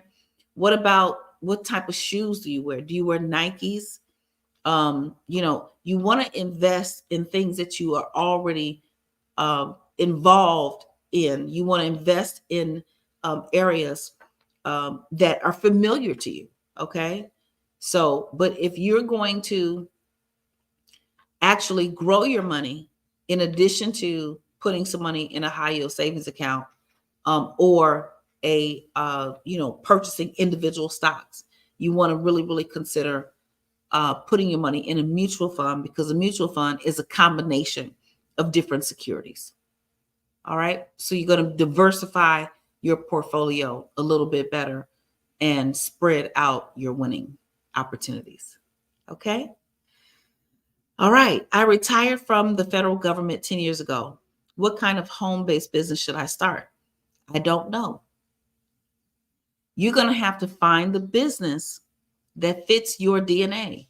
You're going to have to find the business that works for you. You're going to have to find the business that lines up with your skills, your interests, your passions, and your natural talents and abilities. Okay. So one thing to think about is, if you are a teacher, now do you want to start a home-based business as a tutor? What if you were in human resources? Do you want to start a home-based business helping people with their resumes or finding a job? What if you were a truck driver? Do you want to start a home-based business as an Uber driver or something to that degree? So there are so many millions of different jobs that you could have out there. It's impossible for me to tell you what you should do. You're going to have to get on that discovery path yourself. You're going to have to say, what am I interested in? What am I gifted in? What keeps me up at night? What is God calling me to do? And so one place to start to figure out what kind of home-based business you want is two places. One, there's a class, how to start a home-based business. There's another class, how to stop living check to Monday and build multiple streams of income. Because in it, I teach you how to create increments. Increments are businesses that make money. All right. Increments are businesses that make money.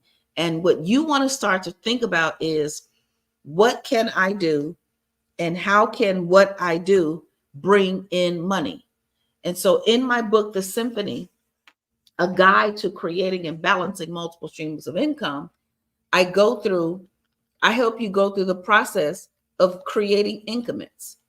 And increments, again, are businesses that make money. So one of the things that it'll say here in the symphony, it says, list one talent, skill, or opportunity that could generate more income. What's one thing that you do that could generate income? The second thing is, how can you use what you just wrote to create a stream of income? Then write 3 things you will do in the next 30 days to implement this income stream. So it's all in just steps and how you break it down. Okay. So this book comes free with the class, How to Start a Home-Based Business. So when you get the class, the book is automatic and everything is 60% off today. Okay. Let's see here. What questions? I have a home-based business. I have a home-based transportation business. Would you say staying a sole proprietorship, LLC, single person, or change to S Corp if grossing at $500,000 per year?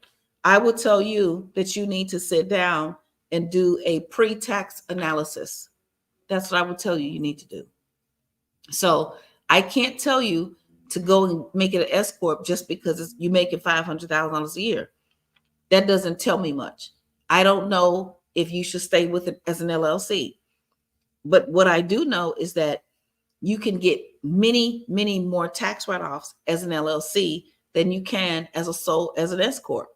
One of the things that you can do as a single member LLC is you can hire your kids to work in your home-based business, and you don't have to do any reporting in terms of payroll reporting. That's not the case in your S corp.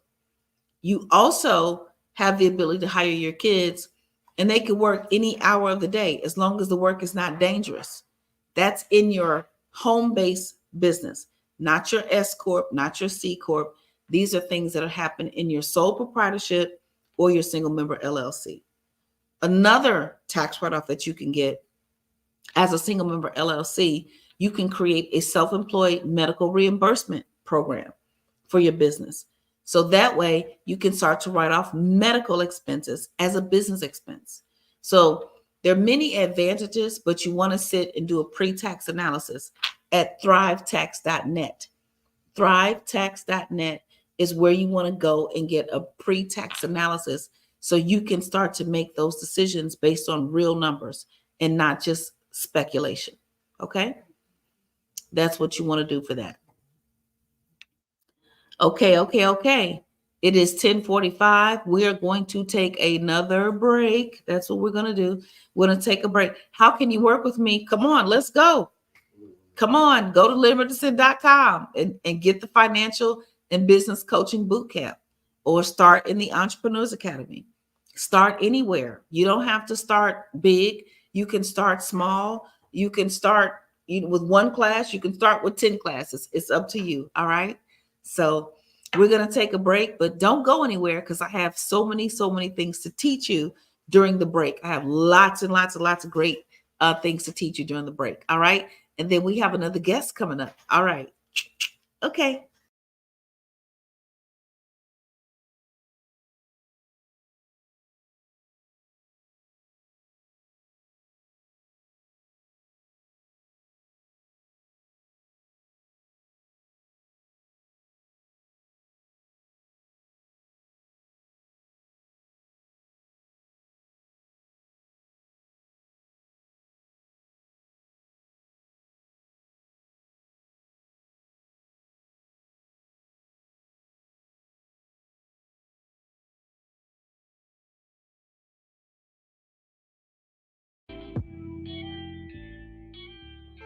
I am so excited about this episode because you're going to meet someone who, after you hear her story, you're going to know that if she can do it, if I can do it, anybody can. Takesha Artist has gone from being a certified public accountant to a financial life coach, not just a financial coach, not just a life coach, because we know that what happens in your finances is a manifestation of what's happening in your life. So you help businesses not only, get their finances in order and make sure they have a profit and loss statement, but you want to make sure that it is a profitable and not a loss.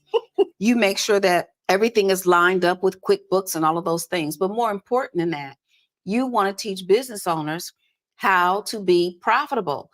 As entrepreneurs, we love to show receipts. And sometimes we look successful, but we are broke. We don't have the profit in our business. Yeah. You look successful, Yeah. but you have no money in the bank loans. Yeah. And so we have these distorted views of what success and wealth look like. You Yeah. can't look like wealth.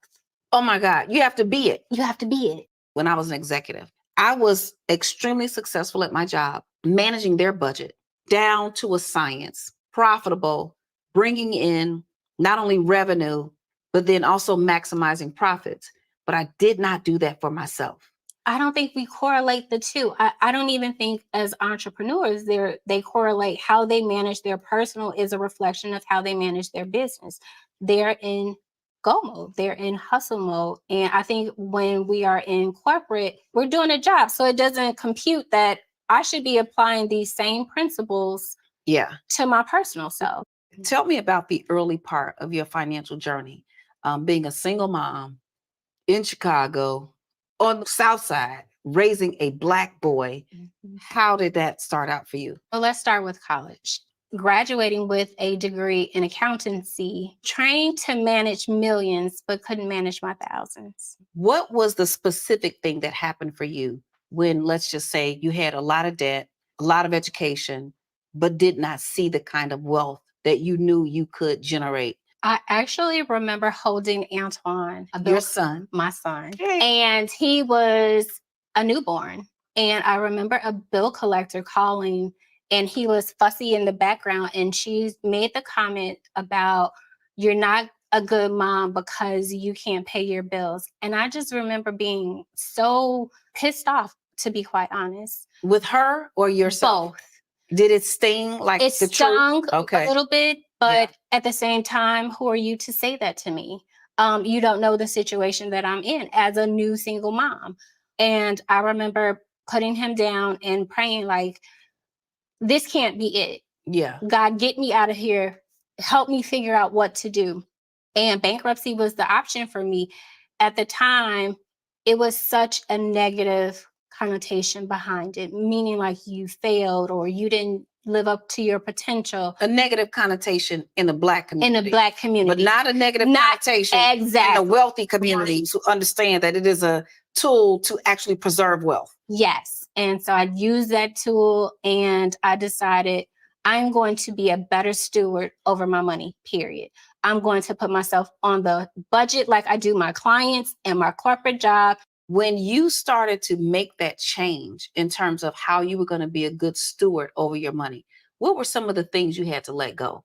A lot of things. I let go of negative conversations about money. Ooh, come on now. Wait. Oh my goodness. Stop having negative conversations around money, around people, with people.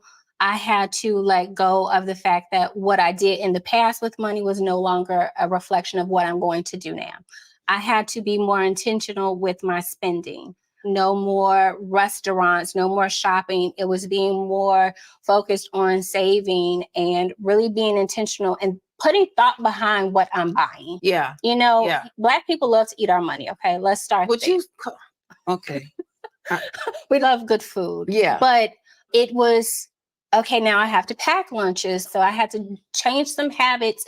And one of the things that I really had to change was where I am now isn't where I'm always going to be. Yeah.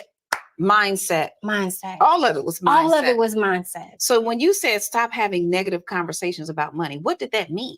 You know, we love to say that's too expensive. By whose standards? Mm-hmm. I don't have money for that. You're speaking negativity over your finances. Mm-hmm. Well, now I don't want people saying that's too expensive and then saying to yourself, you only got $2, but you're going to spend $20. So break that down for me. Instead of me saying that's too expensive, that's just not in my budget right now. Got it. I love it. Or I'm broke.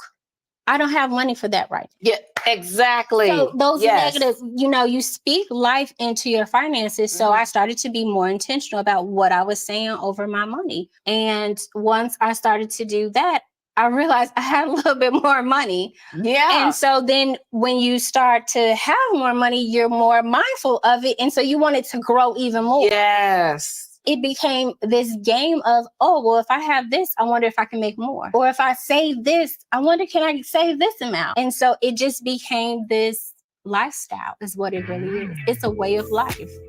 So what did we learn today? 1, being an entrepreneur doesn't have to equate to being broke. 2, sometimes filing bankruptcy can be a saving grace in sustaining wealth and rebuilding wealth. And finally, 3, budget, budget, budget. Spend less money. Sometimes we have to say no to the little things today so we can say yes to the big things we dream about tomorrow.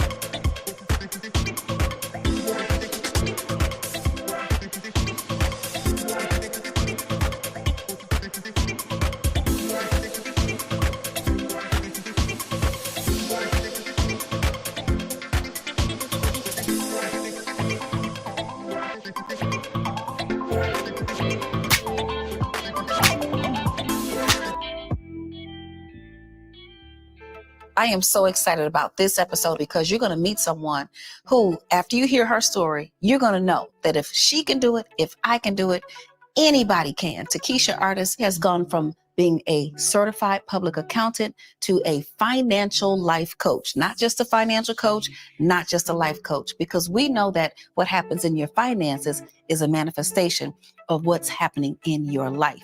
You know, I used to say we aren't taught how to handle money. But what I've realized over the years is that we are taught. We're taught to avoid it. We're taught to think of it negatively. We're taught to feel certain emotions around it. So we are taught these things, and it's from generations before us and their generation before them. A lot of times we do things with money for love. I love my kids, so I want to spend all my rent money on Christmas toys. Mm-hmm. I love my kids, so I don't want them to be left out. Because we think giving our kids the best means that we buy them furniture, jewelry, clothing, electronics, all things that decrease in value over time rather than increase in value. You know, first of all, I say to all the parents out there who are so stressed out because your kids got you spending too much money, and they come to me and they say, well, Lynn, you know, I know what to do, but my kids, I say, first of all, kids are evil. Now, come on now. They are not. Kids are evil. Okay, they want all that they can get without putting nothing in. Yes. And I mean, but here's the deal. I say that and it's joking. I love my children. I love your kids. We love everybody's kids. But the truth is, we made them that way. Yes. Oh, I remember when Kennedy, she was 6 and we had been cutting back on everything. And we were at the dinner table and she asked, I want to get my hair done. And her father said, well, you know, we got to think about that and figure out how much it costs and who's going to do your hair. She looked at us like around the dinner table, like all of us were alien. She said, are y'all broke? She was 6. I was like, oh, Jesus, help us all, Lord. My husband was so upset. I thought it was funny because we were, but we're not going to always be. But no, we just don't have money for that. Right That's now. your language. We don't have money for that. We don't have money But for in that. her mind, I think she was ready to go get a new family. I think she had figured it out. Yeah, like y'all can't just uphold my lifestyle. That's what it is. Hey. You cannot uphold my lifestyle. Yes. A lot of the things that kids need aren't taught in school anymore. Yeah. So we have to advocate for them to be good financial stewards. We have to teach them about credit. We have to do those things. They're not getting that in the school system. So it's up to us as parents sometimes to be the example. And realistically, our kids are watching us handle money all the time. They're getting their knowledge about money from us, whether we directly say it, whether we directly tell them something, or they're seeing us handle it anyway. So we are shaping their money mindset anyway. That's how I felt. I was teaching my children everything. Go to school, get a good education, get a good job. Often say, Grandma B said, you know, wear clean underwear in case you get hit by a bus. We learn all these manners. We learn the things to say, not to say, respect your elders. But I was not teaching them how to be financially responsible, which meant I was not teaching them how to be actively involved in their lives as adults with power and control. And so that became a very important issue for me. How do you think that that helped you to be a better steward, not only over your money, but also over raising this Black boy who you want to be a responsible Black man? What I started to do was make my own rules about money. Yeah. When Antoine was young, he would get Christmas, he would get that Toys R Us catalog and he'd circle everything. Sir? You called him sir. Sir? It is just me here. Yeah. And what we would do is I would come up with a dollar amount and we would go through, okay, well, let's budget. And he didn't know I was teaching him budgeting, but I wanted to know, I need you to prioritize what you want in this catalog. Because you have circled everything. You want everything. Right. However, my budget says it's $200 or $300. Yes. Sir. And so I started to just teach him those things that, number one, it's just me. So while I want to give you the best, I am a little bit capped right now, sir. But here it is. You are giving him the best. What I was teaching him for Christmas overflowed into everything. Yeah. So he would say, this is my birthday money. Can you hold this because Madden's coming out in XYZ, or this is coming out, so I want this game. Can you hold this for me? So he started to say, well, if I want this, I may have to save to get it. Yeah. Because she may not have it. And you know what? The most beautiful thing about that is you teaching him that you didn't have it and him understanding that you didn't have it did not diminish the love he had for you. It did not diminish your value as a human being. It certainly did not diminish your value as a woman and as a mother. As a matter of fact, your stock price just went up. Okay. And that's so important because I think parents think, well, if I can't give my child this, they're going to think less of me. No, they won't. I've never met a child who knew their parents or their mother or their father was in debt, who wanted them to be further in debt. Yeah. Never met one. I don't think as parents, we want to have those conversations. Right. Or we know how to have those conversations. But as a single mom, that was my reality. There is one check coming in. So it can only go so far. And that's why I created my home-based business, because I realized this salary here is capped. Let me try to bring more income in for those things that we do want to do. And I do want to have, more experiences and vacations. And that's how the business started, really. Let's toast to your success. Thank you. With these little dream wealth mocktails. So what did we learn today? 1, being an entrepreneur doesn't have to equate to being broke.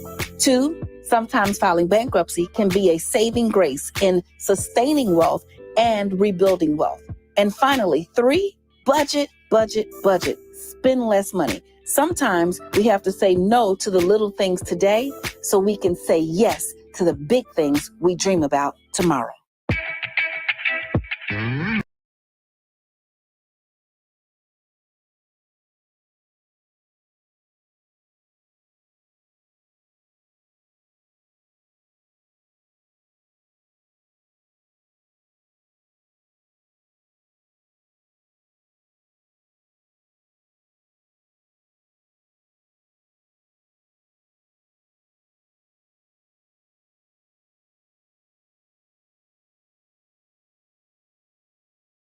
This woman right here, you're talking about trying to make your money grow.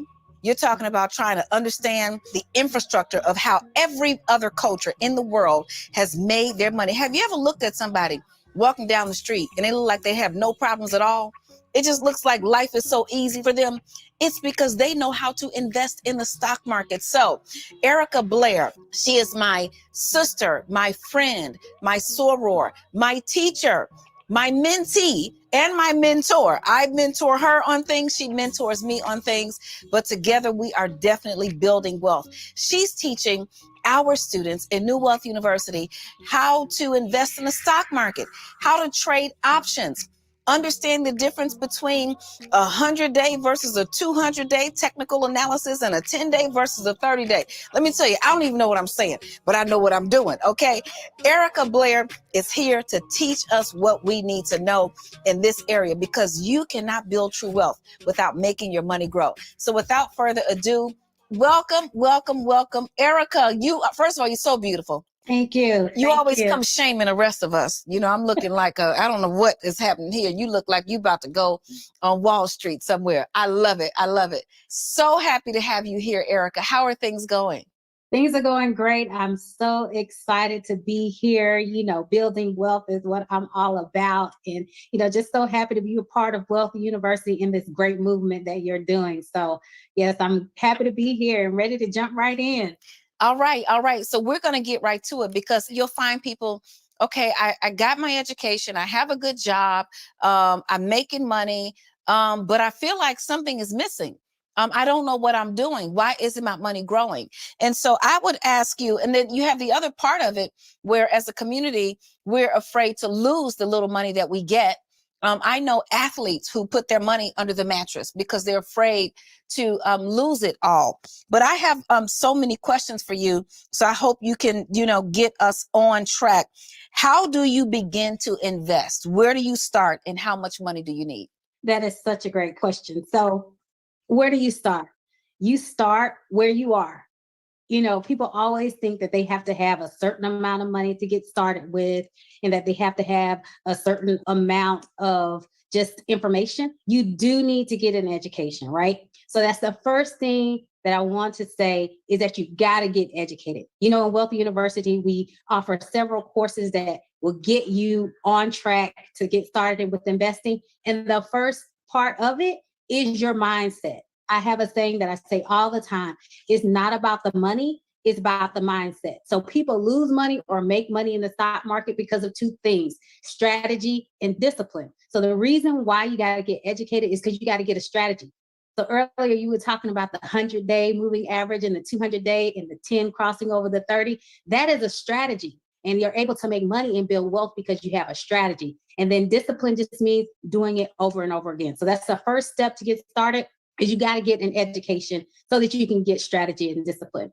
The next thing that I would say is that you have to have a mindset like wealthy people. Wealthy people like to own things. They don't like to just consume things. So in our culture, we've been taught to spend, spend, spend, right?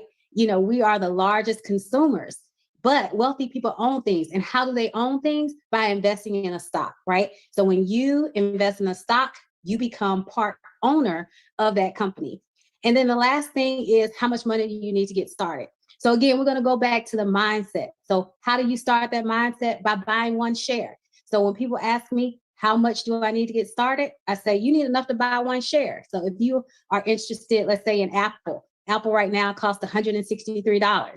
So from shifting from that consumer mindset to that ownership mindset and buying Apple stock for $163, while you're consuming, you know, all of their products that are almost $1,000. Everything. I think they got eye stoves and eye shoes, child. They got an eye. Right. Let me tell you, it's coming. They got eye watches. Right. Yes. So yeah, that's what I would say. You know, you just need enough money to buy one share and you can get started with investing in the stock market. I love it. Let me ask you this. And you know, by the way, I think that people are shocked because you are not only an investment advisor, but you are a finance professor and you're working on your PhD in finance, which I think is absolutely phenomenal, honey. That would make my head spin right off my neck. So I'm so glad that you are getting the education for all of us because I can't tolerate another exam, test, or anything, not when it comes to numbers. What I'm going to say is, in addition to how to get started, is people really need to take your class, how to invest in the stock market. I would have to say I've taken classes really for the past 30 years. And of course, have a degree in economics and finance. I've never, ever heard it broken down so simply, where people are learning what a bull market is, what a bear market is, and, you know, all those things and the terminology, not just how to do it. So thank you so much for that. Let me ask you this question. What are some practical steps and instructions for good investing? You already talked about being disciplined, but what are some additional practical steps? So the first thing I would say is know where you're going at the beginning. You know, begin with the end in mind, right? So what is your goal? Is your goal short term? Are you trying to make money in a week, in a day? That's short term investing. You talked earlier about options and things like that. So you have to know what your goal is so you can know what types of things you want to invest in. So for short-term investments, you're looking at things like options, right? And then, or if it's long-term, is your goal retirement or wealth building or legacy transfer? Are you trying to transfer to your kids? So that means longer-term investing. So that means you're going to invest in stocks, ETFs, mutual funds, things like that. So I always tell people start off with knowing what your goal is, because that's going to help you decide what to invest in. The second step, I would say, is to know your risk tolerance. So many people out here, asking me like, what is the next hot stock I should invest in? And I always say it depends. It depends because everybody's risk tolerance is different. When you say risk tolerance, well, what does that mean? So we have conservative and aggressive. Conservative means I don't really want to lose that much of my money, but aggressive means that I'll take some risk because I can afford to lose some, when the market goes down, but I know it's going to gain back in the future.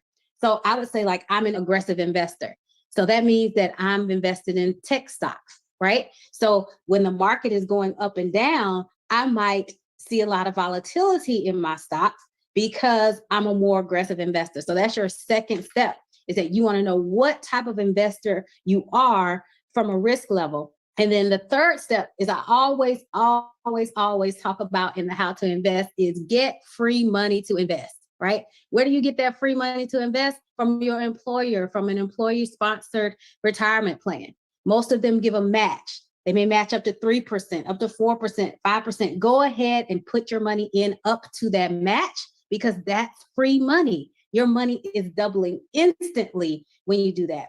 And then the fourth thing is that you just need to build your portfolio. You talked about the classes at Wealth University, how to invest. And then we have the boot camp, where I actually show you how to build a portfolio. And most people think that they need all of these stocks in their portfolio. 3 to 5 stocks in your portfolio for an account with less than $20,000 in it. 7 to 10 stocks for an account with $20,000 to $50,000 in it. So you don't need to have a lot of stocks in your portfolio, but you do need to learn how to research those stocks and pick really good quality, best-in-class stocks for your portfolio. Okay, I love that. Help us understand, because we have a lot of young people who not only know nothing about the stock market, but have no idea what they should buy. Like, what is, if I want to buy a stock, because there are millions of stocks on the exchanges, how do I even begin? What should I start looking at first? Always start with the stocks that you consume on a daily basis, right? Yes. The things that you feel that you cannot live without. Right. So I have a friend who took my class and she said, I never thought about it, but I go by Starbucks every morning. I have to have my Starbucks coffee. Rain, sleet, or snow, I'm going to get Starbucks. So she said, my first stock that I invested in was Starbucks. Think about the things that every time you go to the store, you're buying. What toilet tissue brand are you buying? What toothpaste brand are you buying? What paper towels? Procter & Gamble is a company that makes all of those things. So the things that you are spending money on, that should be the first things that you look at to invest in, because if you're spending money on it every time you go to the store, everybody else is probably spending that same type of money all the time as well. And those are called consumer staples. The things like toilet paper, toothpaste, dishwashing liquid, those are things that people are going to buy, whether, the economy is up or down. That's those right. Are things that you have. That's great, because I'm like, if you want a pair of Nikes, that's fine. Go get some Nike stock. Yep. If you want to buy that purse that costs more than the amount of money you can keep in it on a regular basis, I don't advise you to buy it. But if you're going to buy it, buy the stock too. And I mean, that's actually a great test for our own discipline, because if I'm going to go buy something and splurge, then I should also buy the stock. And if I can't buy both, then maybe I will wait. I'll buy the stock first, and maybe I'll earn a dividend, or, it'll increase in value. Maybe I can go use the stock increase to go back and buy the actual items. Absolutely. I think there are so many ways to take a look at that. And you're always educating us. My kids, they know that, right? So if they want the newest, hottest pair of Nikes that come out, they first have to come to me and tell me what the current price of Nike stock is. And they're going to tell me how many shares they want to buy before they can buy those particular shoes, right? If they want a new Apple product, they have every Apple product in, like you said, the iPad, the iPhone, the iWatch, the iMac, but they have all of that. But before every purchase, they have to come and tell me, what is the current price of Apple stock? For $163, they know that they're going to have to buy a share of Apple stock first before they buy that product. So yes, that is definitely a good way to start. And it's a good thing to teach your kids to get them trained in the mindset as well. Yeah. Well, I mean, that's good because my kids, I think when they bought Apple, it was like $108 a share, and now it's $163. Now, I got one kid who wants to no, you're not cashing it today. You about to go buy $60 worth of stuff? No, ma'am. Let's wait on some other things. But the lesson in it all is absolutely great. So I have one more question for you. What's new in the world of investing? They're talking about, we got so many new kind of coins and blah, blah, blah. And of course you have a class called What's All the Hype with Cryptocurrency. But tell us what's new in the world of investing. So there's so many new things in the world of investing. I would say that cryptocurrency is like the old of the new because it's been around for a while. You know, cryptocurrency, it is a digital currency, and it was originally designed as a medium of exchange. So there were people who created cryptocurrencies. You know, the Bitcoin was the first one that's out, created by Satoshi Nakamoto. And what he did was he wanted that to be a medium of exchange that did not have a government intermediary. But we found a way to invest in it and use it as an investment asset instead. But that wasn't the original meaning and thought behind cryptocurrency. But it is giving us the possibility of new investment markets. But here's what I want to say to you. All this new age stuff is good if you have the extra money, right? You need to focus on first is a sound investment plan based upon, you know, your stocks, your ETFs, your mutual funds that can grow for you. And then you can diversify and put some money in this new stuff. Because anything can make money if you're educated on it. But when it's new, it's still in its trial phases. Yeah. That means the volatility of it is high, the risk of it is high. And if you have extra money to take on that risk, then by all means do that if you can get educated on it. But first, put the majority of your money in our old traditional stocks, bonds, and mutual funds and let your money grow there. Yeah. You know what? It is always such a pleasure to talk with you. It's always such a pleasure to see you teach. I'm still taking one of your classes, and I don't know if I'm remedial or what's going on around here, but I got to watch the one class like 18 times. Okay, now what did she say? I wrote the notes and the 100-day moving average and so on and so forth. But I'm getting it. I know how to put in my orders. And so I'm just really, really excited about that. I'm excited about all the things that you're teaching so many people who have been excluded from this conversation. Just, I mean, God bless you, bless your family. And I know you will be back on Building Wealth. I love you so much, Erica. God bless you. And thank you so much for being here.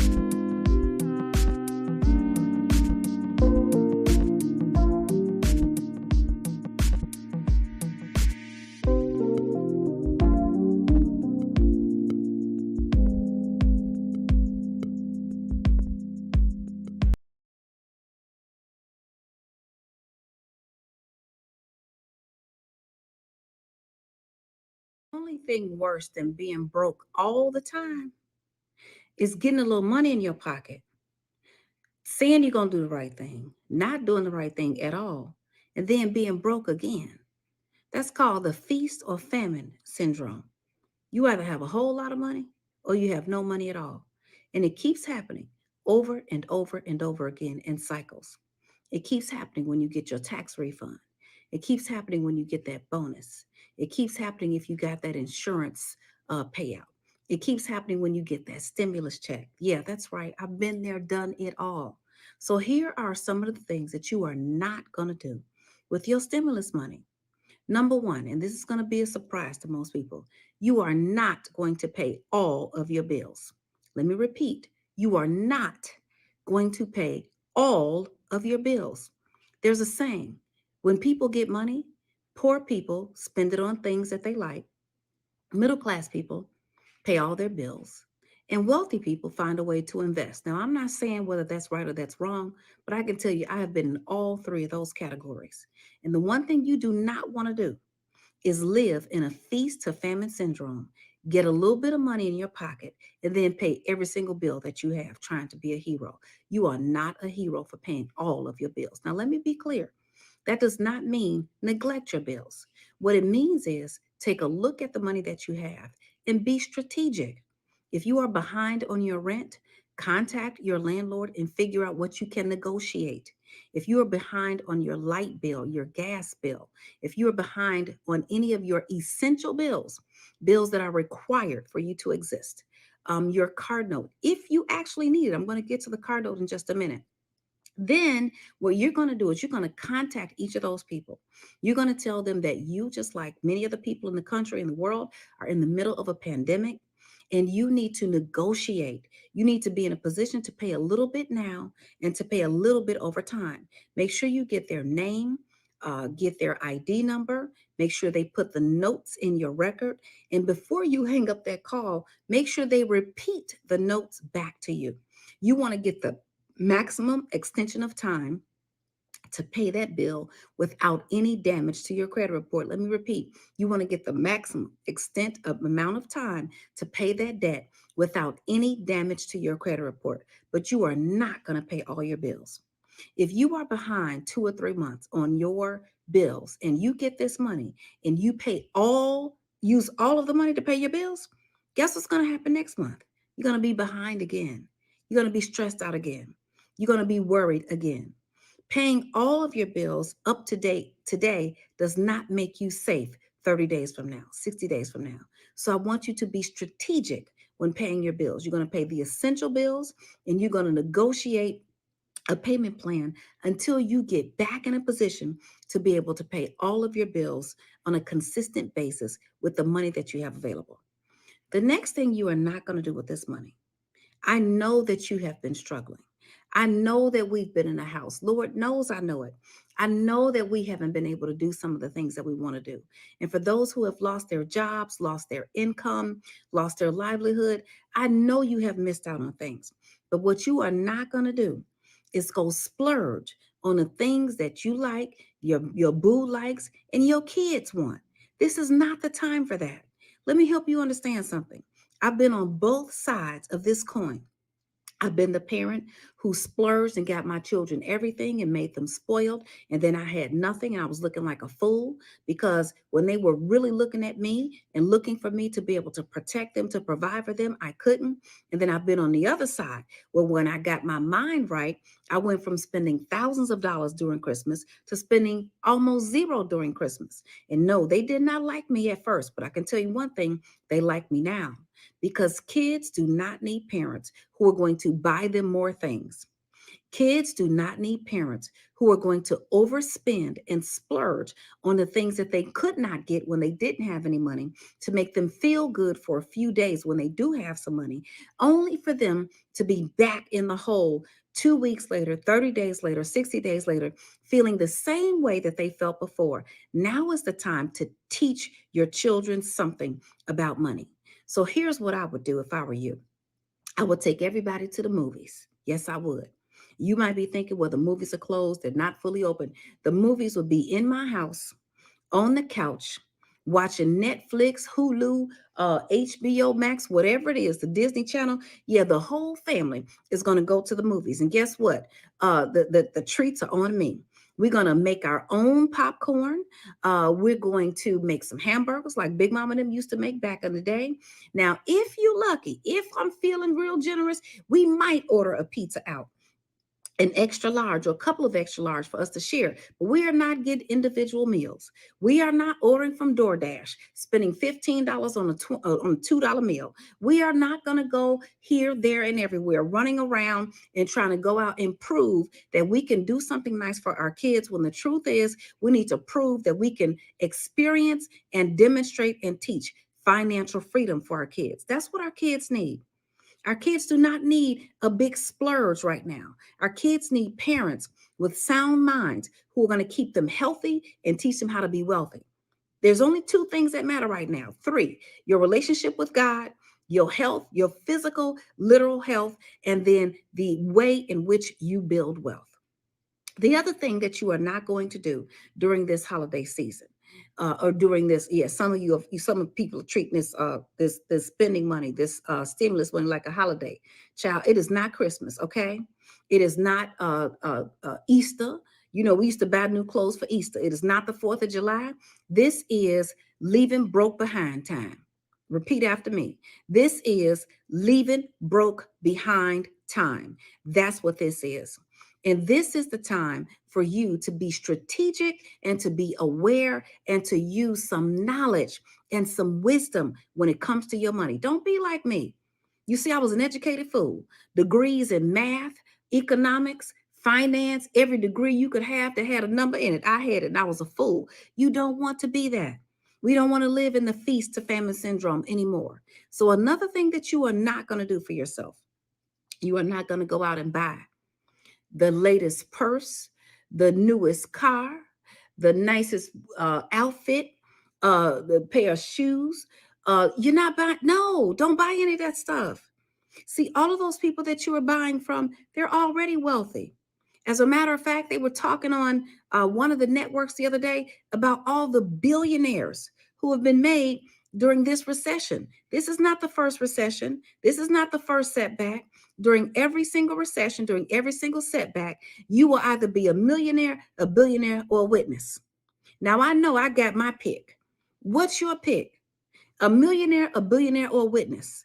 And if you cannot make it to the millionaire or billionaire status, then you don't need to make any new billionaires with wasteful spending. You don't need the newest video game system. You don't need the latest purse. You don't need the latest pair of jeans, shoes, whatever it is. That's not for right now. That's for later. See, we're going to sacrifice right now. We have already proven that we can move beyond anything. We have already proven that we can live beyond 2020. We have already proven that we can survive. Now it is time for you to thrive. So now that I've told you the things that you are not going to do with this stimulus money, let me tell you what you are going to do. You are going to try to figure out the fastest way, the quickest way, the most strategic way that you can create an emergency fund of at least 6 months of living expenses. So if your living expenses are $2,000 a month, then you need $12,000 in that emergency fund. Doesn't that sound great? Doesn't that feel powerful? If your living expenses are $3,000 a month, then that emergency fund needs to be $18,000. If your emergency fund is $5,000, if your living expenses are $5,000 a month, then your emergency fund needs to be $30,000. You need 6 months of living expenses as an emergency fund before you start splurging. Again, I'm not saying don't do anything nice for yourself. Take the whole family to the movies. Even take your in-laws and your cousins and them. Invite them via Zoom. That's right. Invite everybody via Zoom to the movies tonight. Watch all the new movies that came out. Watch the Disney movies. Watch the Coming to America 1 and 2. Laugh. Go back and watch some of the oldies but goodies. Watch Harlem Nights, child. Harlem Nights will have you laughing all day and all night. Watch the movie with watch Bad Boys 1 and 2 and the next one. Watch all those old movies. Reminisce. Have a good time. Cook indoors. Put some food on the grill. If you don't have a grill, get one of them little fake grills you can put on the countertop and put your food up there and eat healthy and learn how to be wealthy, because this is the season for us to leave broke behind. Leave broke behind. Don't take broke with you in 2021, 2022, 2023. You've been over the worst. Don't let the worst keep having its hold on you. Take control of your money situation. Now, if you don't know how to start your emergency fund, if you don't have any discipline, then that means you need to be in New Wealth University. You need to overcome your spending addiction, which is what you have when you go to the grocery store for toothpaste and walk out with $179.47 worth of stuff you don't need. Talking about it was on sale. I already told you that ain't on sale for you. It's not even on sale for you if you got this stimulus money. This stimulus money is supposed to stimulate you. It's supposed to stimulate your dreams. It's supposed to stimulate your wealth. It's supposed to stimulate your financial strategies. It's supposed to stimulate your family. It's supposed to stimulate your community. But it's not supposed to be a quick fix. It's not supposed to be one of those 2-second stimulus things. It's supposed to last you. And you might be thinking, well, this is a long way from 6 months. All you have to do is keep adding. Math is reliable. 1 + 1 = 2. If your stuff adds up to 10, it'll never get into 2. But if you keep on adding 5,000 here, 500 there, 200 here, money walks. Money does not talk. Money walks away from you quietly. You don't know where it went.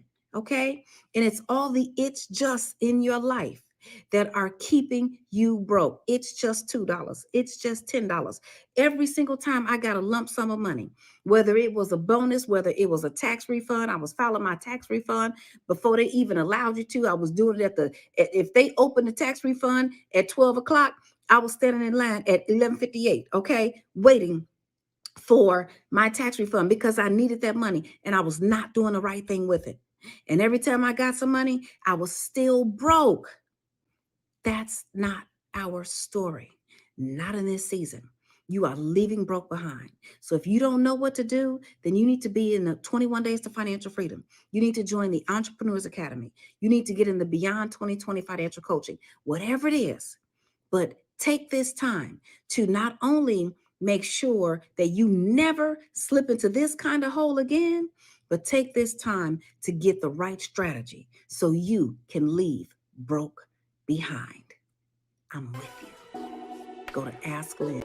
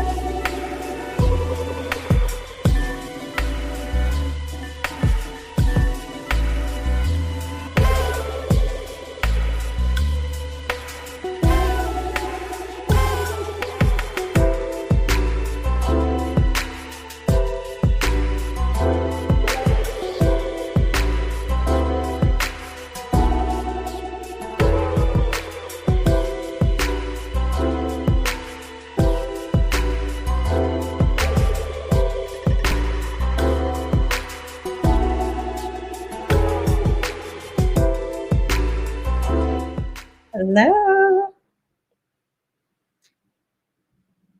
Hello, hello, hello. How is everyone? I am Takesha Artist. I am a new coach for New Wealth University. I will be teaching on money mindset. My background is as a certified public accountant who mixes my knowledge of psychology, spiritual, and neurolinguistics programming together. I will be teaching on money mindset. I will be teaching on manifestation. I will be making sure that we have the right minds to go into 2024. Hello, hello.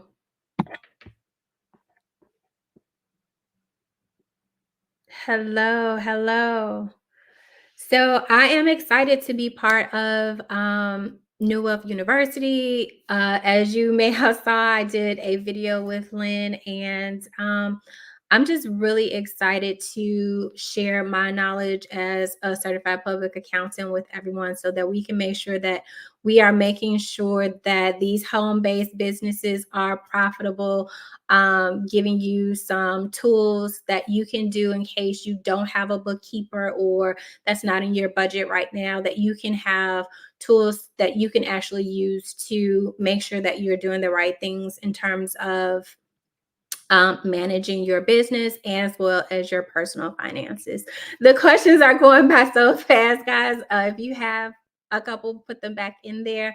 But yes, I'm excited to be here. Lynn has been preaching this morning, so it's a good thing. Hello. Yeah, sorry, I can't. The questions are going by so fast. Sorry, guys. But if you could put them back in there, I'll be sure to answer them.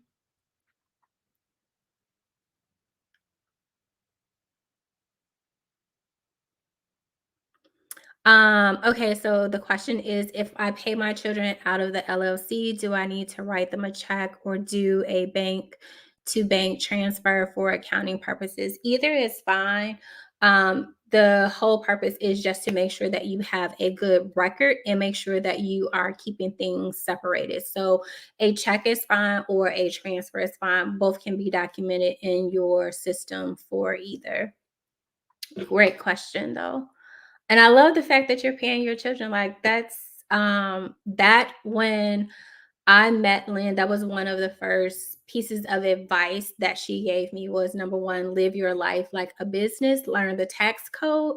And so that's what I did. My son was in college and I'm already giving him money. So it made sense for me to put him on payroll. And that actually had a lot more benefits than I thought. I was able to put him on payroll. I was able to set him up with a retirement plan. So at 20, he's putting into retirement and my company is matching that. So I absolutely love that. And like I said, we're already giving these kids money. So I love that. So, my upcoming class will be about mindset, and I want to make sure that we are using the right language when it comes to money, that we're looking at our goals. Sometimes we look at it from a smart perspective, right? But how many of us have set goals that we know we want to achieve, but we can't seem to find the right steps to take action on it, or we're sabotaging it, or we don't really believe in it, even though we want those things? So, from my background in NLP, I've learned that sometimes the things that we want, we have incongruence with, meaning that we want them, but we aren't taking the steps to actually do the thing to get us to the goal that we have. And a lot of that is mindset. Another thing that I'm going to be talking about in my class is the messages. Sometimes we have borrowed beliefs from family, from friends, from those who took care of us, from society that are really stopping us from taking financial responsibility. We have a lot of emotions when it comes to money. And one of the things that I found that when you have money, emotions, it can make you either do the thing that you're trying to do, or it can make you avoid it and sabotage your own financial goals. So, in the video when Lynn and I were talking, one of the things that I did immediately when I changed how I viewed money was I stopped having conversations with people who weren't working towards making their financial situation better, but I was also very mindful of the things that I was telling them, because sometimes when you are growing, when you're elevating, not everyone is happy for you. And it's not because they may be jealous, but it's, as Lynn said earlier, you're showing them what they're not doing. So you definitely want to get around people who are like-minded, but also who can encourage you, who can give you the example of more is possible.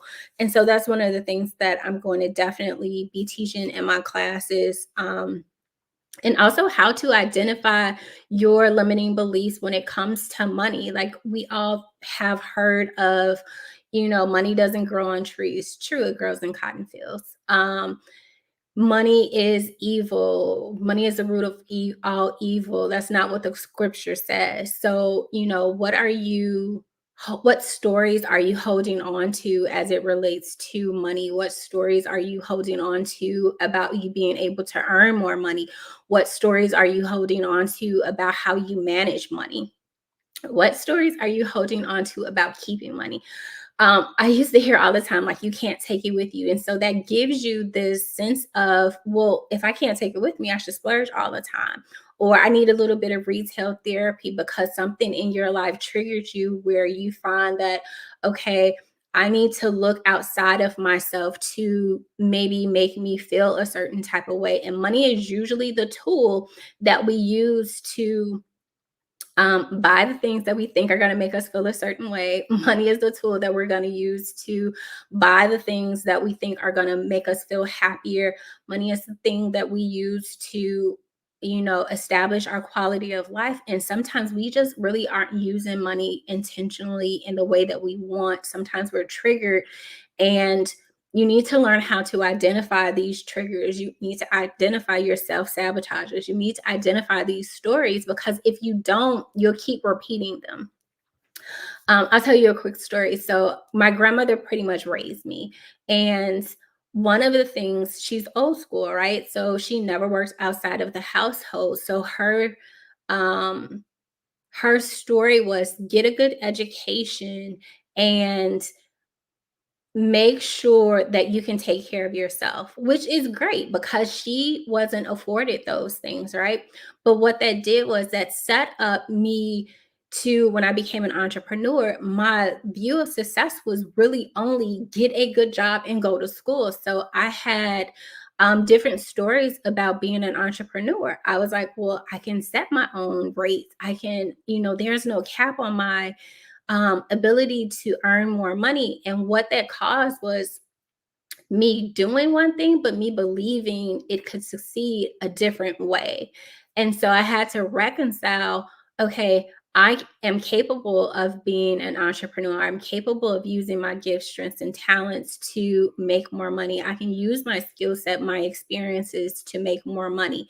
And so I had to reconcile the stories that pretty much shaped my identity to what I wanted my new identity to be. So we're going to make sure we definitely cover that in class, because I know so many entrepreneurs who have such great financial models in terms of their businesses, but sometimes it's the stories that we're telling ourselves about our skill set, that imposter syndrome coming up, or mine is, procrastinating.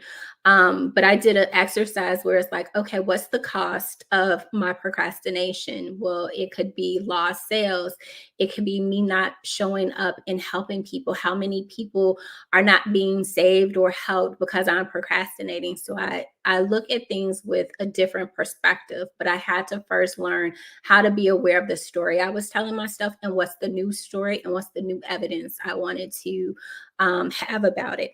And another thing that we are working on when the class starts. We should know in a couple days when the class is going to start. It's going to be a live class, so I'm excited about that. Thank you for asking that.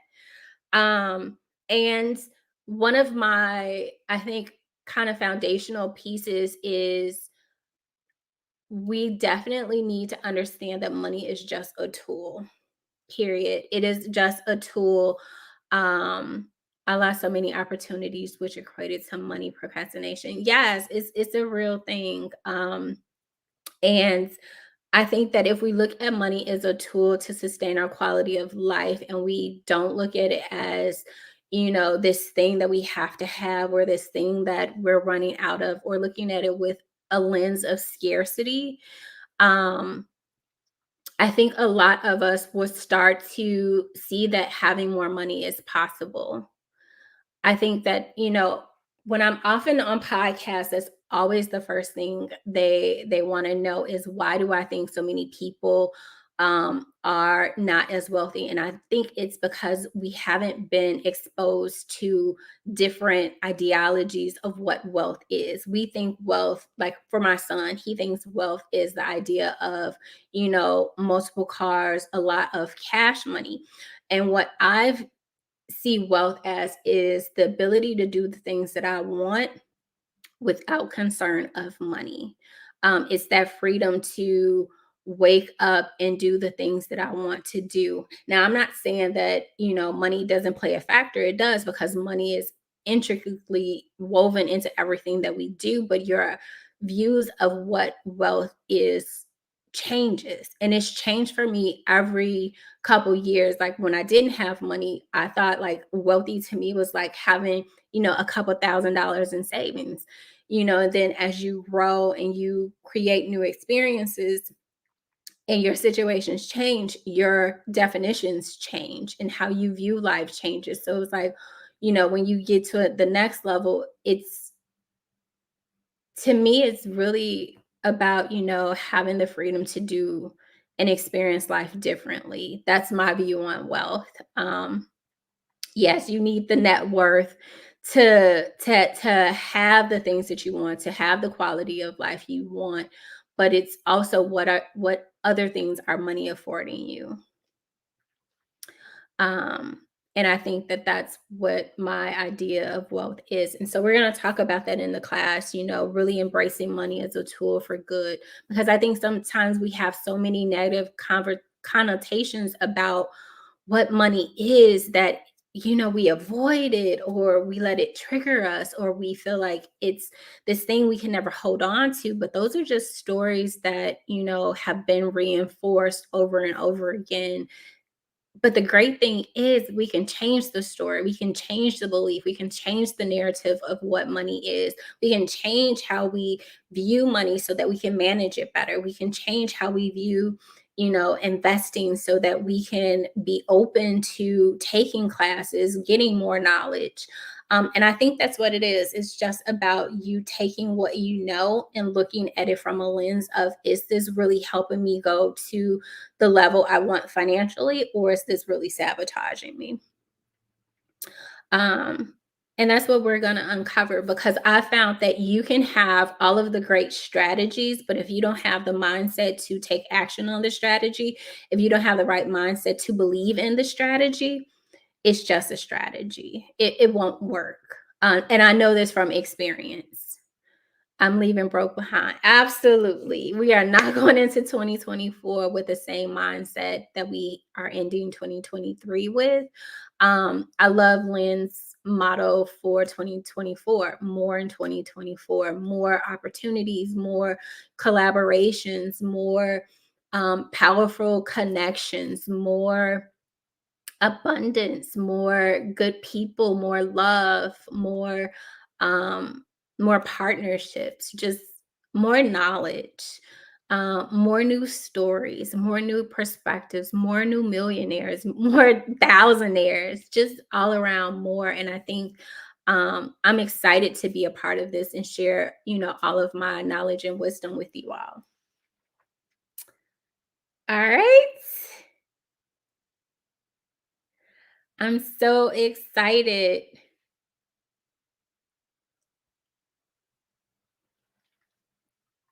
So excited. Any questions? Let me see how much time I have. Yes, so excited.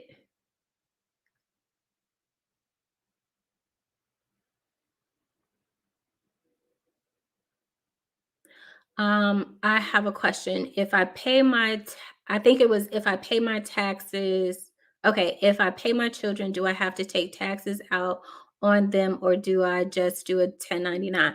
I think it depends on how you are paying your children. If you are putting them on payroll, taxes are going to come out. If they are 1099, they're an independent contractor. And so they pay their own taxes. So it depends on how you are actually paying your children, whether they get a check that's run through payroll or if they are a independent contractor. So it's two different ways that you are thinking, and the two different ways will have different methods of what to do with taxes. But a 1099, they're responsible for their own taxes. They get everything gross. But if you're putting them on payroll, where it's going through a payroll company, then you may have to take taxes out of that. All right. Thank you so much. I look forward to you guys to be in my class. So be sure to look out. You will not be disappointed. I will definitely be more active as it relates to new content for New Wealthy University. So this won't be the last time you see me. You guys have an amazing day. And I don't know what's next, but I'm looking forward to it.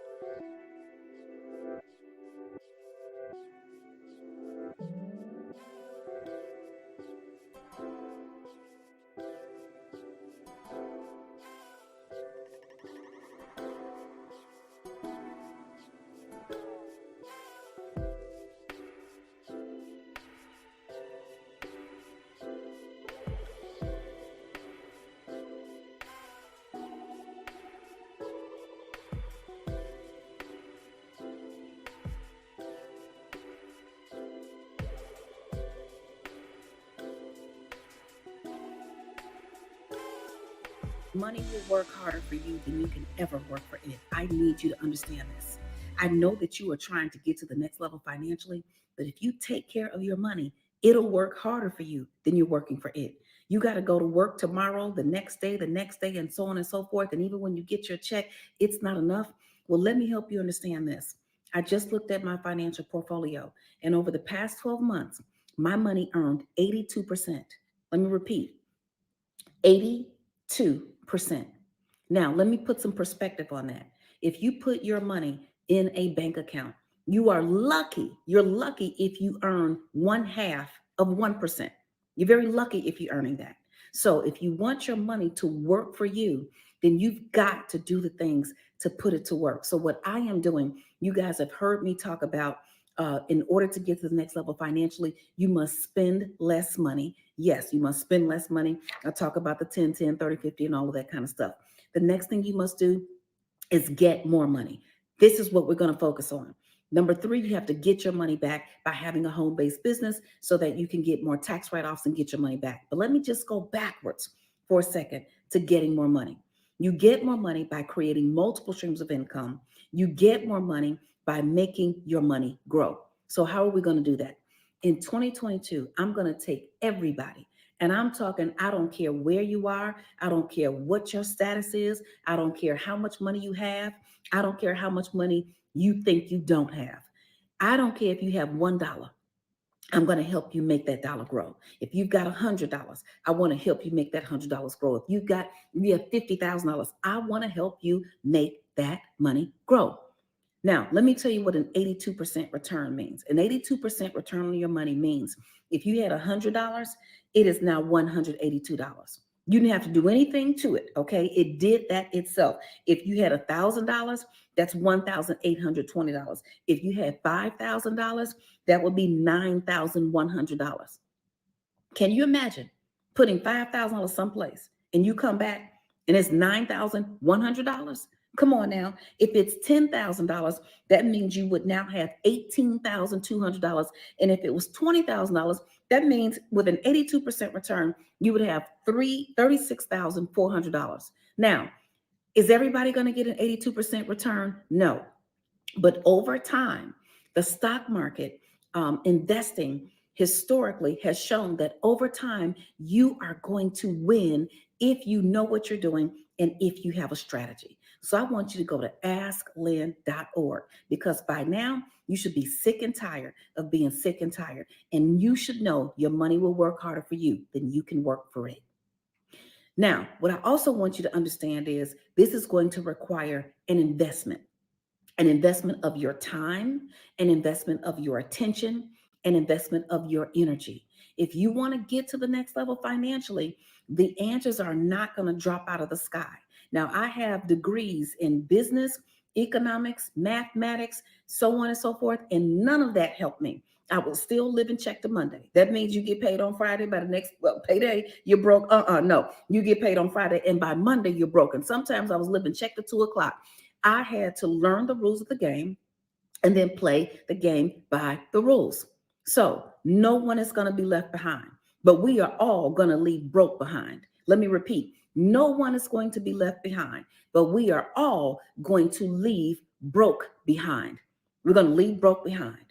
You're going to take whatever money you have, and we're going to start to learn how to take the knowledge that we have and put it into action, because knowledge is not power until you put it into action.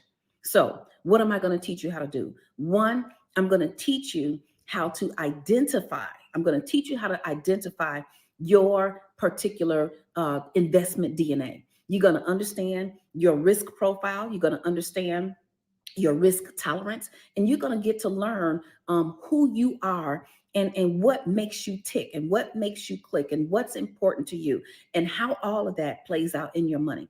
The next thing you're going to learn, you're physically going to learn how to invest your money.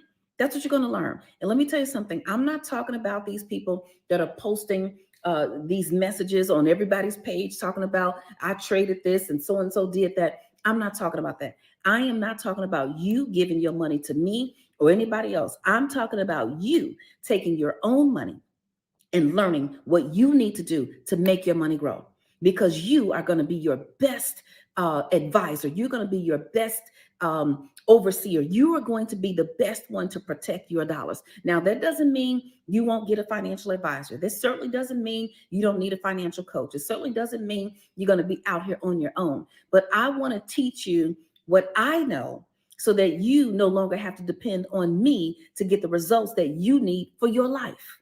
Okay?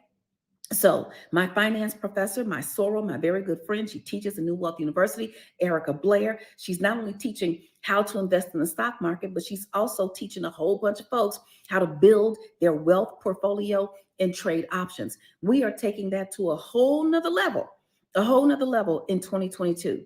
One, we're going to teach you how to choose the right investments. We're going to teach you how to analyze those stocks and those securities and mutual funds and ETFs and bonds and anything else that you want to invest in.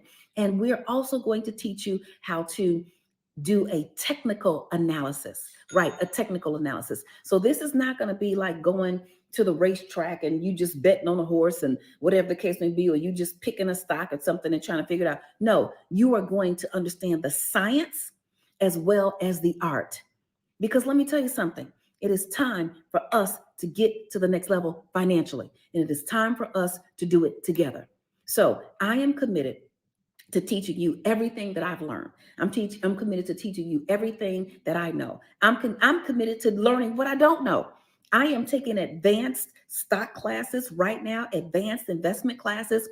I've got one great class with a Japanese person who has really just changed the game in terms of how to analyze. And I'm going to teach you everything. And then when you take what I teach you and you add it to what God gave you already, come on now, you are talking about success. So let me just be clear once again. There is going to be a new you in 2022. Your money does not have to stay funny and your change does not have to stay strange. You can actually do what it takes right where you are. Do the best you can where you are with what you have right now. Now, there are many people who've tried different ways. Some people have gotten debt free first and people have fixed their credit. Let me tell you, I didn't do any of it. I was not debt free when I began to build my empire. My credit was jacked up. I had bankruptcy and all those things. So I did the best that I could where I was with what I had at that moment. I took one step at a time. And I knocked out one thing at a time. And even when I crossed over into seven figures, I still, when I became a millionaire, I wasn't debt free. Okay. And that's no disrespect to anybody who is. All I'm saying is there are multiple ways to get to the same destination. And I am living proof. If I can do it, you can do it. I was born and raised in the projects. My grandmother was 75 years old, cleaning homes for wealthy people, putting me through college. So I did not have a financial education. I did not have anyone to teach me. I didn't have anything to kind of really a leg to stand on. It was just me and God and all of my mistakes. And so I've taken all those mistakes. I have humbled myself. I have committed myself to not just learning the rules of the game and playing the game by the rules, but to teaching other people to do the same thing. So you want to get your money straight in 2022, you're going to have to spend less money. Okay, so we're going to have to be committed to that because you're going to need some money in order to make it grow. All right. And if you never have any, it cannot grow. So you're going to have to learn those principles. Number two, you're going to have to get more money. And a part of that is establishing a home-based business and learning how to make your money work harder for you than you can ever work for it. And number three, you're going to learn how to get your money back. So even if you do spend some money, you're going to ask yourself, can I get it? Can I get it back? So I'm ready. We have all been through the same thing. Okay. And we're still here. The pandemic is what it is. It's no longer new. Now we are going to move beyond 2020 and we are going to embrace where we are. We're going to express gratitude for everything that God has given us, what he's put us through, what we've learned. But once again, knowledge is not power until you put it into action. And I want you to take action. So I want you to go to asklynn.org. Ask me any question you want, but make a commitment to get yourself in the program for 2022. It's a new you in 2022. And so I want you to start by getting your money straight. I want you to understand how to make your money grow. And I want you to understand how to get your money back. It is your season. It is your time. And guess what? We're going to do it together. Go to asklynn.org.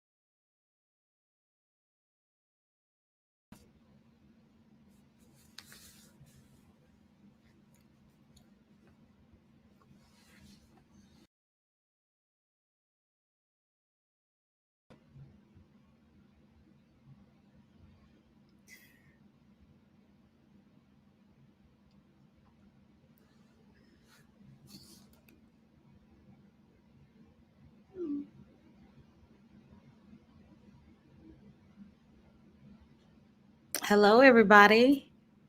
Hope everybody can hear me okay. This is my first time using this particular software, so I'm excited to be on live with you guys. And I think that I am going to be talking to you all about investing. And so I'm just going to ask the tech team for a little direction here. Should I go ahead and start, or can I take questions? What do you guys want me to do? Okay, go ahead and start. All right, so I'm Erica Blair McGrew. I've been part of the Wealth University, for about 3 or 4 years now.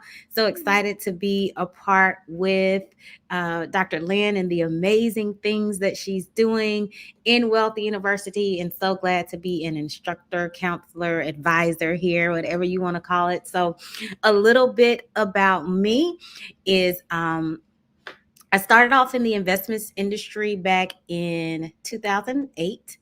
I got my MBA in finance at Clark Atlanta University, and I got hired on right out of school with a boutique management firm called Decatur Capital Management. And when I was at Decatur Capital, I managed institutional money. So institutional money is like pension funds, teachers retirement funds, big money funds. I think we had a portfolio of about $250 million, and I was responsible for managing the stocks, pitching those stocks to the portfolio manager, and my compensation was based upon how well I picked stocks to go in the portfolio. So that's how I kind of got my feet wet in the investments industry.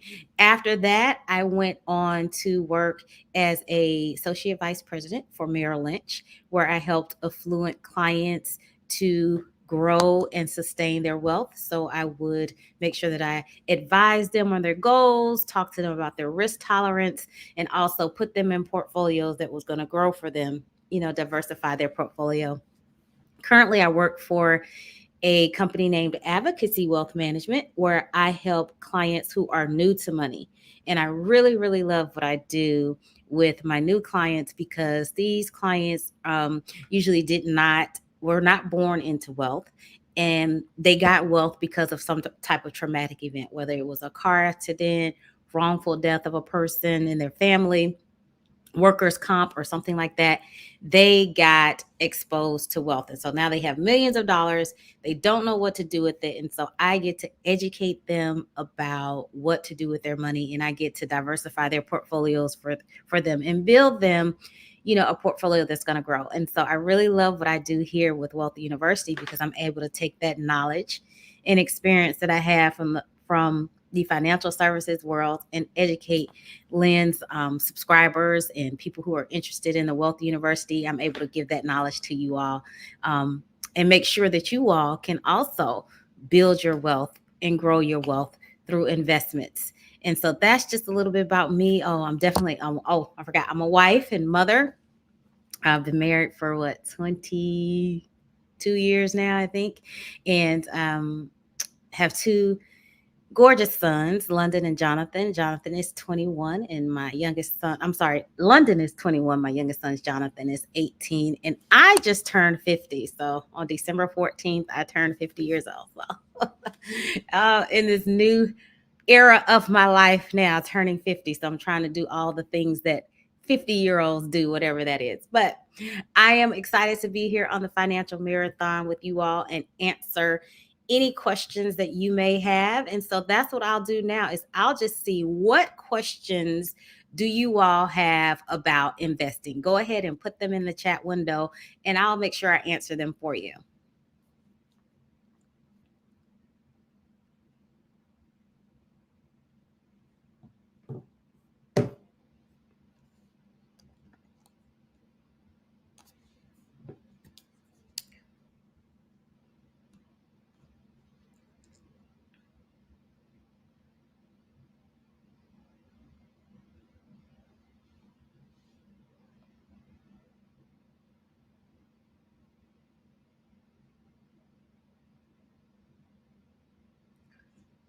All right, so I see that what is your opinion on Webull or Webull? From what I understand, Webull or Webull is a new type of application where you can trade and buy and invest stocks.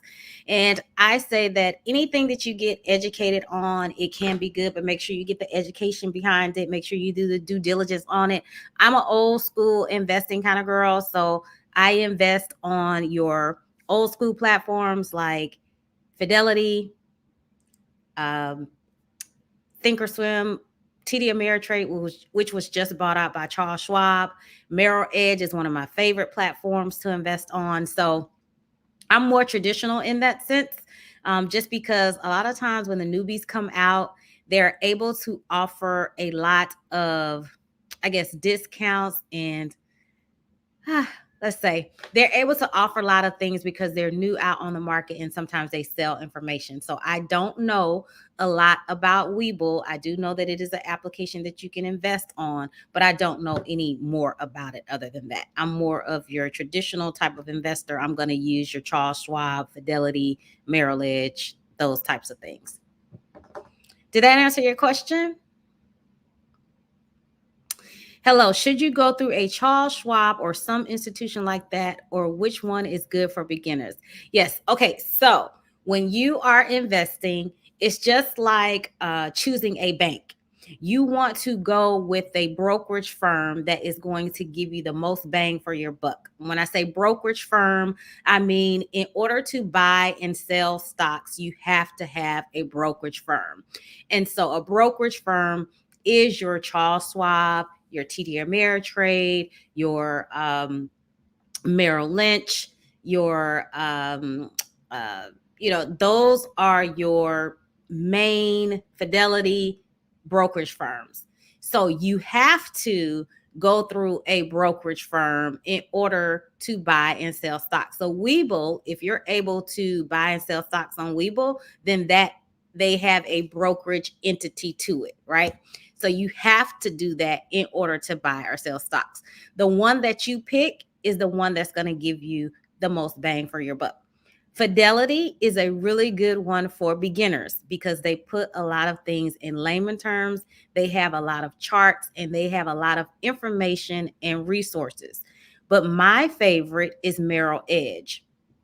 You can log on to merrilledge.com. The reason why I like Merrill Edge is because they have what's called fund stories or stock stories. So once you join Merrill Edge as a client or a customer, then they will give you access to their free research information. Like, why is research information important? Because when you are investing in stock, you want to make sure that you're doing research on the stocks that you are investing in. And Merrill Edge is going to give you the stock's rating. It's going to tell you how the stock has performed over the years. It's going to tell you what other analysts are saying about that stock so you can use people who are experienced in the area. It's going to put all that information in very simple layman's terms for you. All the other brokerage firms have those resources as well, but sometimes they're a little tricky to read. So for beginners, I like Fidelity and Merrill Edge. And then I said a statement is like when you join or when you become a client. So some people might say, well, how do I join a brokerage firm or how do I become a client of a brokerage firm? It's just like opening a bank account. So just like you would go online for Bank of America, Wells Fargo, American Express to open an account, you would go to that brokerage firm's website. You would fill out an application. They would look over your application, approve you. And then once you are approved, you would fund the account with money, just like you would fund your bank account with money. You would put money in there and then you're able to buy and sell stocks. I hope I answered your question. I am staying on point. You want to get into this class? Okay, I got you. We are having a how to invest class coming up. Let me check the dates. I'm just going to pull out my phone. We are having a how to invest in the stock market class coming up on January 20th. And the second part will be on January 27th. And I will be going over all the fundamentals of investing. So I am an educator at heart and I love to teach. I also love for people to learn. And so when you take my class, I'm going to start you from the basic, like you don't know anything. So I'm going to tell you what is a stock, how do you get started investing, how do you analyze a stock, what are the best stocks to be in now when we're about to go into a presidential election season. So we will be talking about all those types of things. So again, the how to invest in the stock market class, you can go to asklynn.org to sign up for it. And it's the first part of it is going to be on January 20th. And then the second part is going to be on January 27th. Any more questions for me? Oh my gosh, Kingdom of Zion says that she is going to be receiving a large settlement soon. I have no idea what to do first. Oh my gosh, so that's what I do. That's what I do on a daily basis at my company is we teach people who are about to get a large settlement what to do. And unfortunately, if you don't get financial advice, the odds of you spending all of your money are very, very high. So even if you don't go through me, please get with a financial advisor and talk to them about how to set up a wealth building machine with your settlement. What you want to do is you want to set up some income streams for yourself now. You want to set up some income streams for yourself later. And you also want to set up some income streams for your dependents. And so that is going to be very, very, very important that you get that advice so that you can have an idea what to do.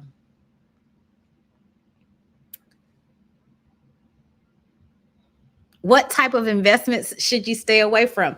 So, Naquita, I always tell people that there's no such thing as bad investments. It's all about your education level.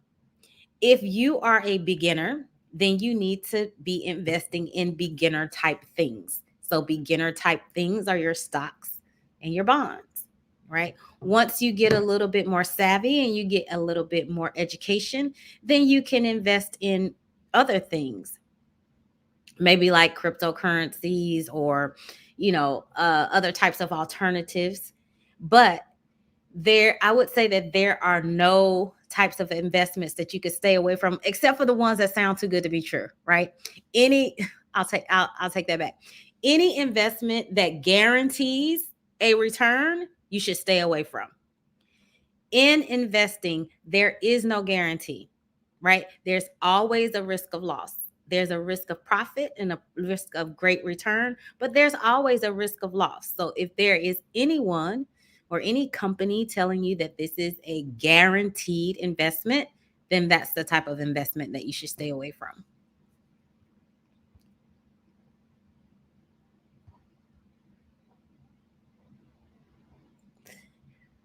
Okay, what do you think of Robinhood, Acorn, and Corebridge? So, like I said earlier, I am a more traditional type of investor, so I go with my traditional brokerage firms, right? I go with your Charles Schwab, TD Ameritrade, Merrill Lynch, Fidelity. I go with those. Robinhood they got into some trouble, right? Because they were the first to come out and offer free trades. And so how do you offer free trades? You have to be making money some other kind of way, right? So they got in trouble with the SEC because they were selling information about the trades to the big boys so that the big boys could go in and trade in front of the smaller guys, right? But that doesn't mean Robinhood is a bad company. I mean, for the people who wanted free trades, they got free trades. So I don't really have an opinion on brokerage firms as long as they are a SEC registered brokerage firm and they are legit, then they're fine. But me personally, I go with the traditional.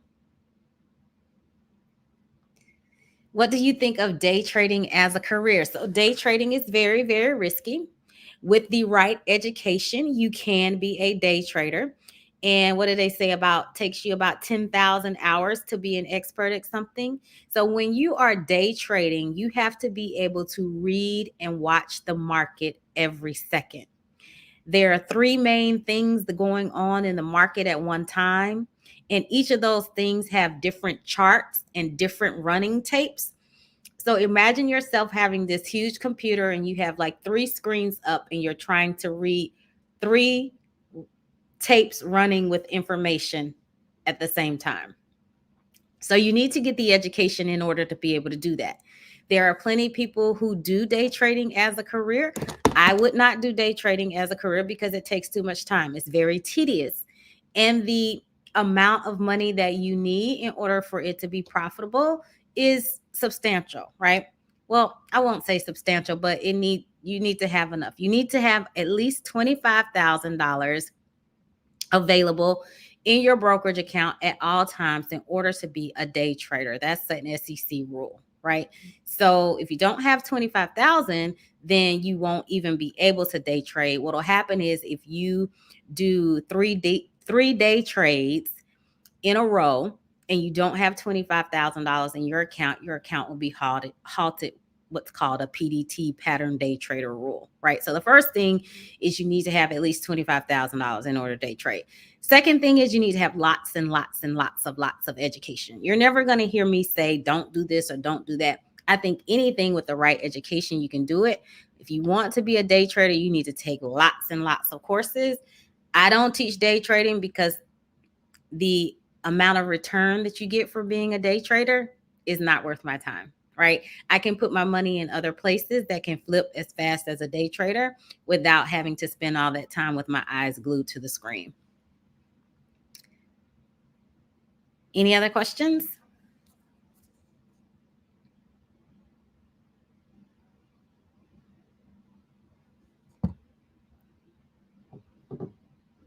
How do I get started to buy a few shares of things I consume the most? That is a great question, right?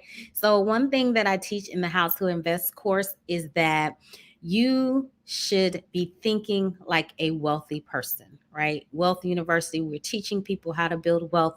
We're teaching people how to think like wealthy people, right? So wealthy people own things. They don't just consume things. And what do they own? They own stocks. They own shares of companies, right? And the things that they own are just like you said, Jackie, are the things that they consume on a daily basis. So how do you get started buying a few shares of the things you consume the most? Well, the first thing is you have to open a brokerage account, right? So if you like the new and fancy brokerage accounts like Robinhood or Acorn, you can definitely open up an account with them. If you want to go more traditional, then you can go with your Merrill Lynch, TD Ameritrade, Charles Schwab, Fidelity. You go online, fill out the application, open the brokerage account. Now, once you open the brokerage account, now you can buy shares. And so you can always use finance.yahoo.com to find out how much your particular company cost per share. And then you would go in and put in an order with the brokerage firm in order to buy a few shares of that company. And a lot of times, brokerage firms have customer service lines that can help you buy your first few shares. And I think that my time is up. Thank you guys so much. I appreciate you being on today. I hope you all are enjoying this financial marathon, and I hope to see you all in the How to Invest class soon. You guys have a great day.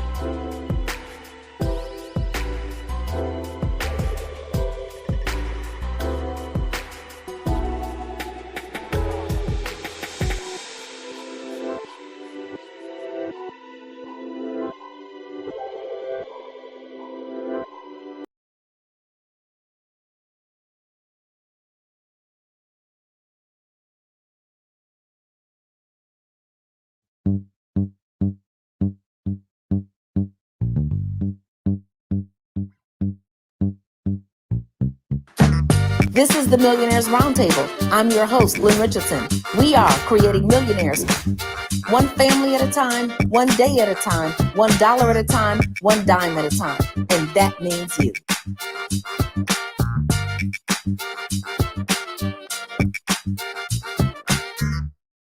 This is the Millionaires Roundtable. I am your host, Lynn Richardson, and we are creating millionaires, one family at a time, one day at a time, $1 at a time, and one dime at a time. And that means you. And I'm so excited because I know many of you, you want a game plan. You want step 1, step 2, step 3, step 4. You are ready to take your finances back. You are ready to take your power back. You are ready to live the financially free life that you deserve. So guess what? I'm going to talk about all of the stair steps to wealth today, and I'm going to give you a checklist of things you can do along the way as you transform your life and transform your finances. So, stair step number 1, live below your means, spend less money. There's no way to get to the next level financially by spending more money than you make. You know, there was a time when I was living check to check. Let me tell you the truth. I was living check to Monday. You see, check to check is a blessing. That means you get paid on Friday, and by the next payday, you're broke. But check to Monday is an entirely different game. You get paid on Friday, you kick it on the weekend, you pay on your past due bills, because in your mind, your current bills are not due yet. You know I'm telling the truth. And by Monday, you're broke. And I was living that lifestyle, making 20, 30, 40, 50, 60, 70, $80,000 a month. It didn't matter how much money I made. I always found a way to be broke. I'll never forget knowing that I had a $30,000 check coming and spending it before it got there. And then something would happen with one of my deals. It wouldn't close. And the $30,000 check is now a $20,000 check. Let me tell you, it was crazy. You cannot spend more money than you make and become financially free. And the bigger they are, the harder they fall. So here's the deal. If you make $20,000 a year, but you spend $40,000, you're living check to Monday. If you make $200,000 a year, but you're spending $300,000, you're living check to Monday. If you make $10 million a year, but you spend $20 million, you're living check to Monday. And the more money you make and the more money you spend that is in excess of what you make, the more trouble you are in, the more problems you have, the more depression is associated. So let me tell you this, more money does not make you happy. And I know a lot of people want to test that. Every time I post that on social media, people say, well, I want to find out. No, you don't. You do not want to have $10 million worth of problems and only have $2 million worth of solutions. You don't want that. You'd much rather have $20,000 worth of problems and only $10,000 worth of solutions than to have $10 million worth of problems. Because the more money you have, there are responsibilities, attachments, and obligations associated with that. When I was only making $20,000 a year, all I had was me, my husband, and our apartment. When I was making $400,000 or $500,000 a year and had no money, I had me, my husband, my children. I had moved my mother and grandmother into a house that I couldn't afford. I had employees. I knew their family. I knew their children. I had a whole lot of problems. Okay. So when you have more money, it does not mean more happiness. And more money will never solve a money problem. More money makes you more of who you already are. So the first stair step, spend below your means. Live below your means. Live by the 10-10-30-50. There's a worksheet. If you're in the 21 Days to Financial Freedom, there's a worksheet in my program.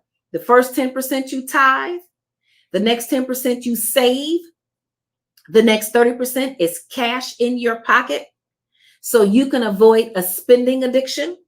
A spending addiction is what you have when you go to the grocery store for toothpaste and walk out with $179.47 worth of stuff you don't need. Talking about it was on sale. That was not on sale for you. Okay. It wasn't on sale for you. If it ain't free, it ain't on sale for you. All right. And the remaining 50% stays in your checking account for your bills. If you have more than enough money, do not go out and buy new cars, new houses, new everything, taking everybody everywhere. Pay off your debt. because debt is the middleman between you and your wealth. When you're paying debt, you're paying interest, and interest is working for somebody else. How do you feel about that? You want your money working for somebody else, or do you want it working for you? Your money needs to work for you, so pay off your debt. If you don't have enough money, then you have to subtract anything that's in the way.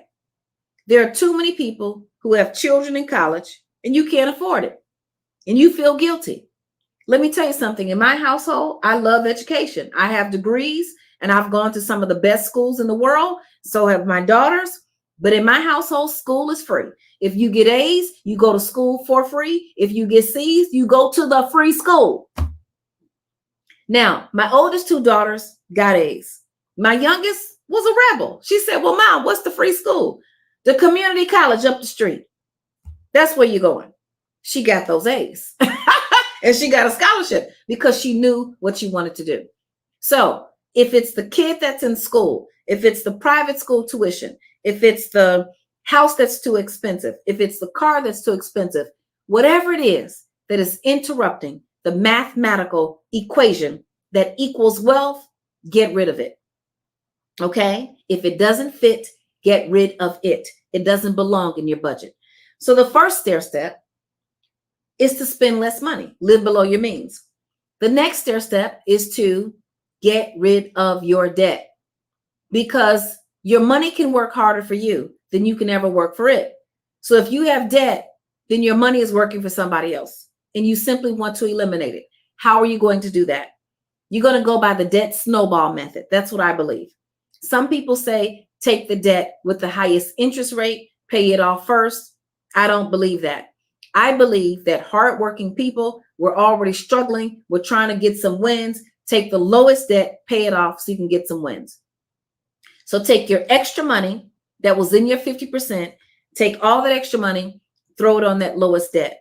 Once that lowest balance debt is paid off, now take all the money you were paying on that debt, pay it on the next lowest debt. When that debt is paid off, take all the money from that debt and keep going. Now, if you're part of my Entrepreneurs Academy at lynnrichardson.com, when you get your financial assessment, I'd go through everything with you. If you are not, then you can go through it on your own, but that's how you want to take care of it. The next stair step that you want to deal with is a home-based business. Everybody needs a home-based business. Everybody needs multiple streams of income, because one stream of income is hazardous to your wealth. Let me repeat, one stream of income is hazardous to your wealth. So not only do you need additional streams of income, one of those streams needs to be income from a home-based business, a sole proprietorship, or a single member LLC that operates like a sole proprietorship. Why? Because you get to report the income and the expenses on Schedule C of your 1040 tax return. And if you have a loss in your home-based business, or minimally, if you are able to write off things like your mobile phone, your car when you drive it, your business trips, and about 400 other tax deductions, it's going to decrease your adjusted gross income and put you in a position where you can pay less taxes legally, ethically, and morally. Now, everything I learned about taxes, I learned from Sandy Bakken. Sandy Bakken used to be an IRS attorney. He used to work for the IRS, training the IRS agents on how to go out and get people. He left the IRS decades ago, and now all he does is train self-employed people like you and I. I've been studying his work and his leadership and his coaching for over 12 years. And so everything that I tell you, I get it straight from the IRS.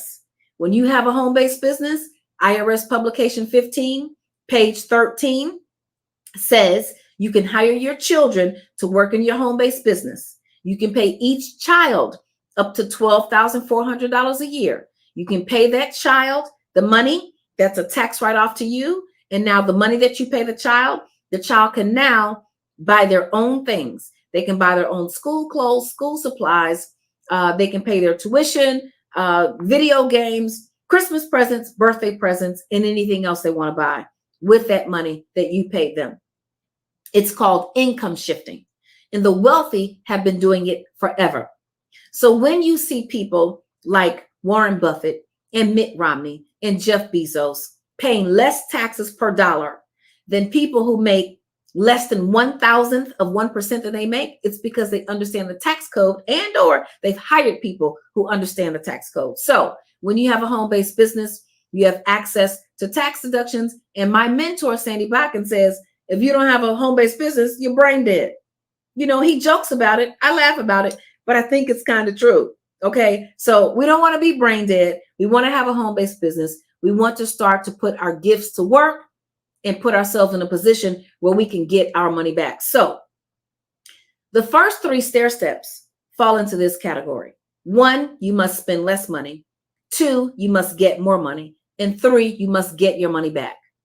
You must do all 3 things if you want to build wealth. You see, lots of people have figured out how to spend less money. Even more people have figured out how to get more money. But if you don't learn how to get your money back, then you're paying too much in taxes. And the more money you make, the more the IRS will take. So getting your money back is essential to building and maintaining long-term wealth. Now let's talk about stair step number 4. Stair step number 4 is dealing with your retirement plan. And you want to start to plan for retirement now. You want to put as much money as you can into your employer provided 401k plan and take advantage of any matching dollars they provide. This is the Millionaires Roundtable. I'm your host, Lynn Richardson. We'll be right back. Meet Lynn Richardson, celebrity financial expert. You might have seen Lynn on Good Morning America giving financial advice. For more than 2 decades of having leading roles in the banking and real estate sales industries, Lynn has helped clients face their money issues and achieve their personal, professional, and financial goals. Lynn is committed to using her financial expertise to benefit others. She's helped thousands of clients get out of debt, start home-based businesses, and create multiple streams of income. To learn more, please visit lynnrichardson.com, where financial dreams meet focus to generate wealth. Check out Tax Talk Thursday with Lynn Richardson as she and her special guests give tools and tips to help us better understand the state and federal tax system. Just give us something that we can use to get those who have never understood the tax system and how it works. We have 2 tax systems in this country. And when I say that, I always have people say, oh, sure, sir, one for rich and one for poor. That is not true. That's a myth. There's one to make you rich and there's one to take your wealth, basically. Learn how to get greater tax returns or learn how your business write-offs can lower your taxes. It's more about how much money you keep than it is about how much money you earn, right? Yeah. Would you rather earn $2 million and end up with $1 million, or would you rather earn $1.25 million and keep it all? We are creating millionaires one family at a time, one day at a time, $1 at a time, and one dime at a time. And that means you. Tune in to Tax Talk Thursday on lynnrichardson.tv. Share and subscribe. This is the Millionaires Roundtable. I'm your host, Lynn Richardson, and we are doing a review for those who want a step-by-step action plan for getting their money to the next level. Well, guess what? You've got it right here. We're talking about the stair steps to wealth. Number 1, spend less money. Number 2, pay off your debt. Number 3, get a home-based business so you can get access to over 400 tax deductions.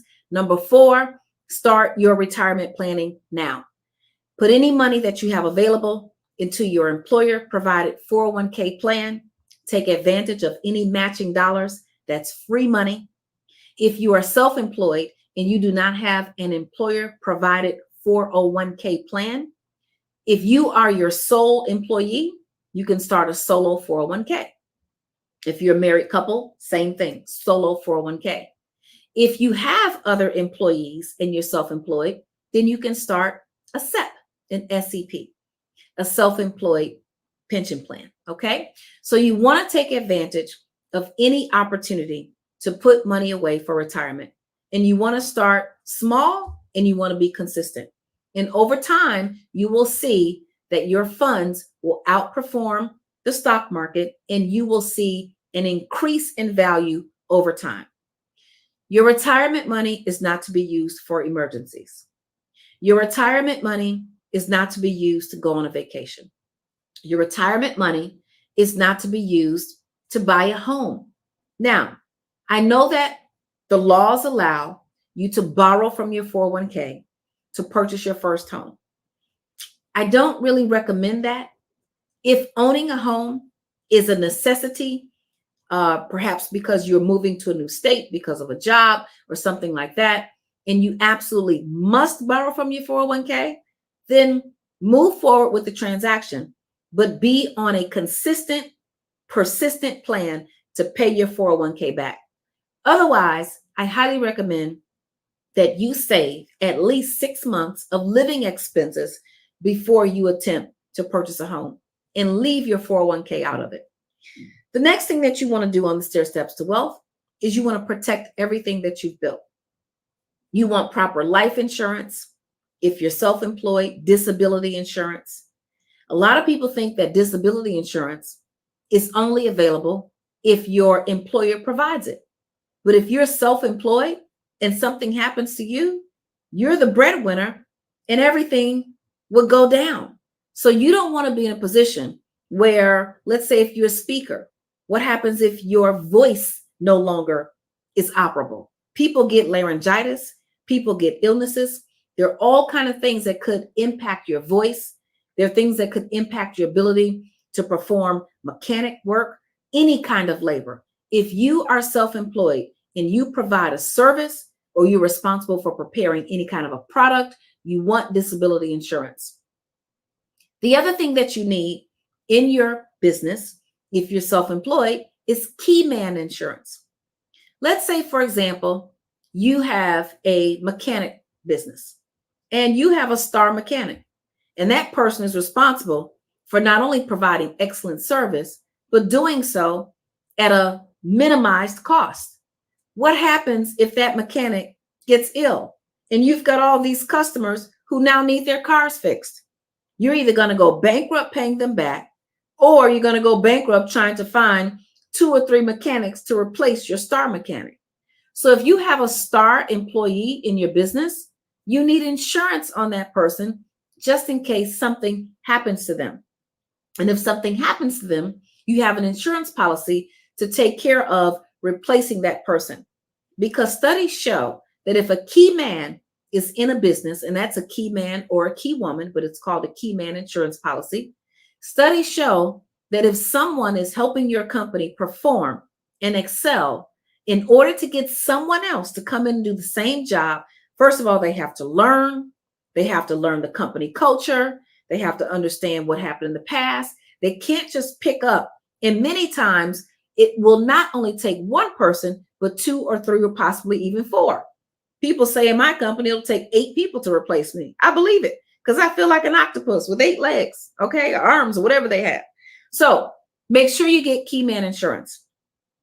The other thing you want to make sure you have is enough life insurance to protect your family or your loved ones or the causes that you care about in the event of your death. All death is premature and people do not die in chronological order. So don't just assume you're going to be here or that someone else will. Get the protection that you need. So even if you don't wake up tomorrow, your legacy can continue. And then finally, under this area of protection, make sure you have an estate plan, not just a will.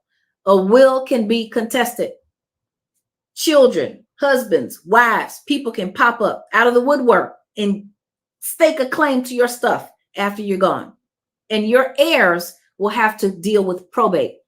In order to avoid probate, you need to have your single family residence put into an estate, and you need to ensure that your estate plan provides for all of the things that you would want to have protected and covered in the event that you were here to provide that protection and coverage. An estate plan is essentially a business plan for your money and your assets after you pass on.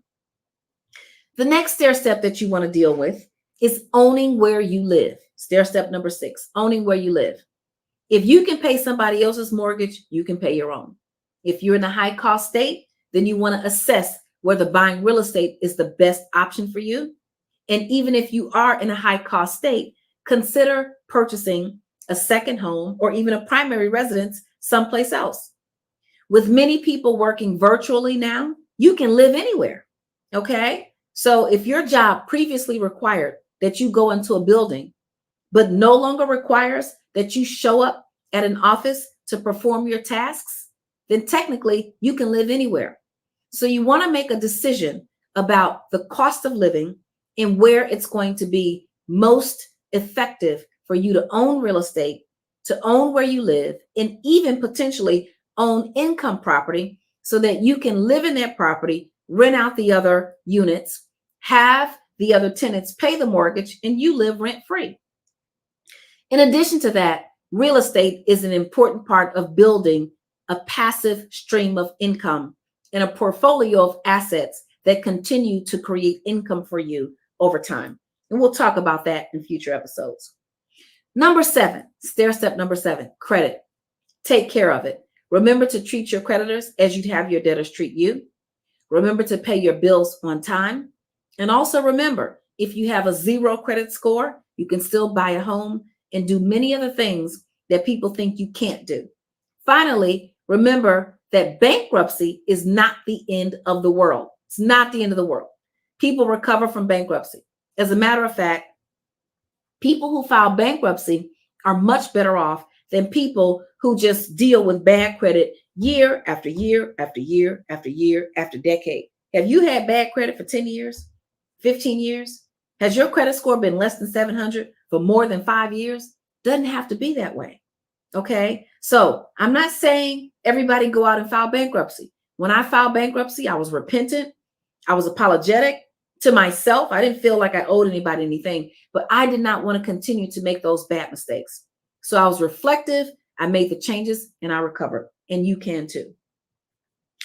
Stair step number 8, my favorite. Give, tithe, stop hoarding.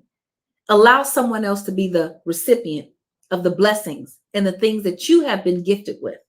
Pour into somebody else's life. Giving is the freeway to your pathway to success.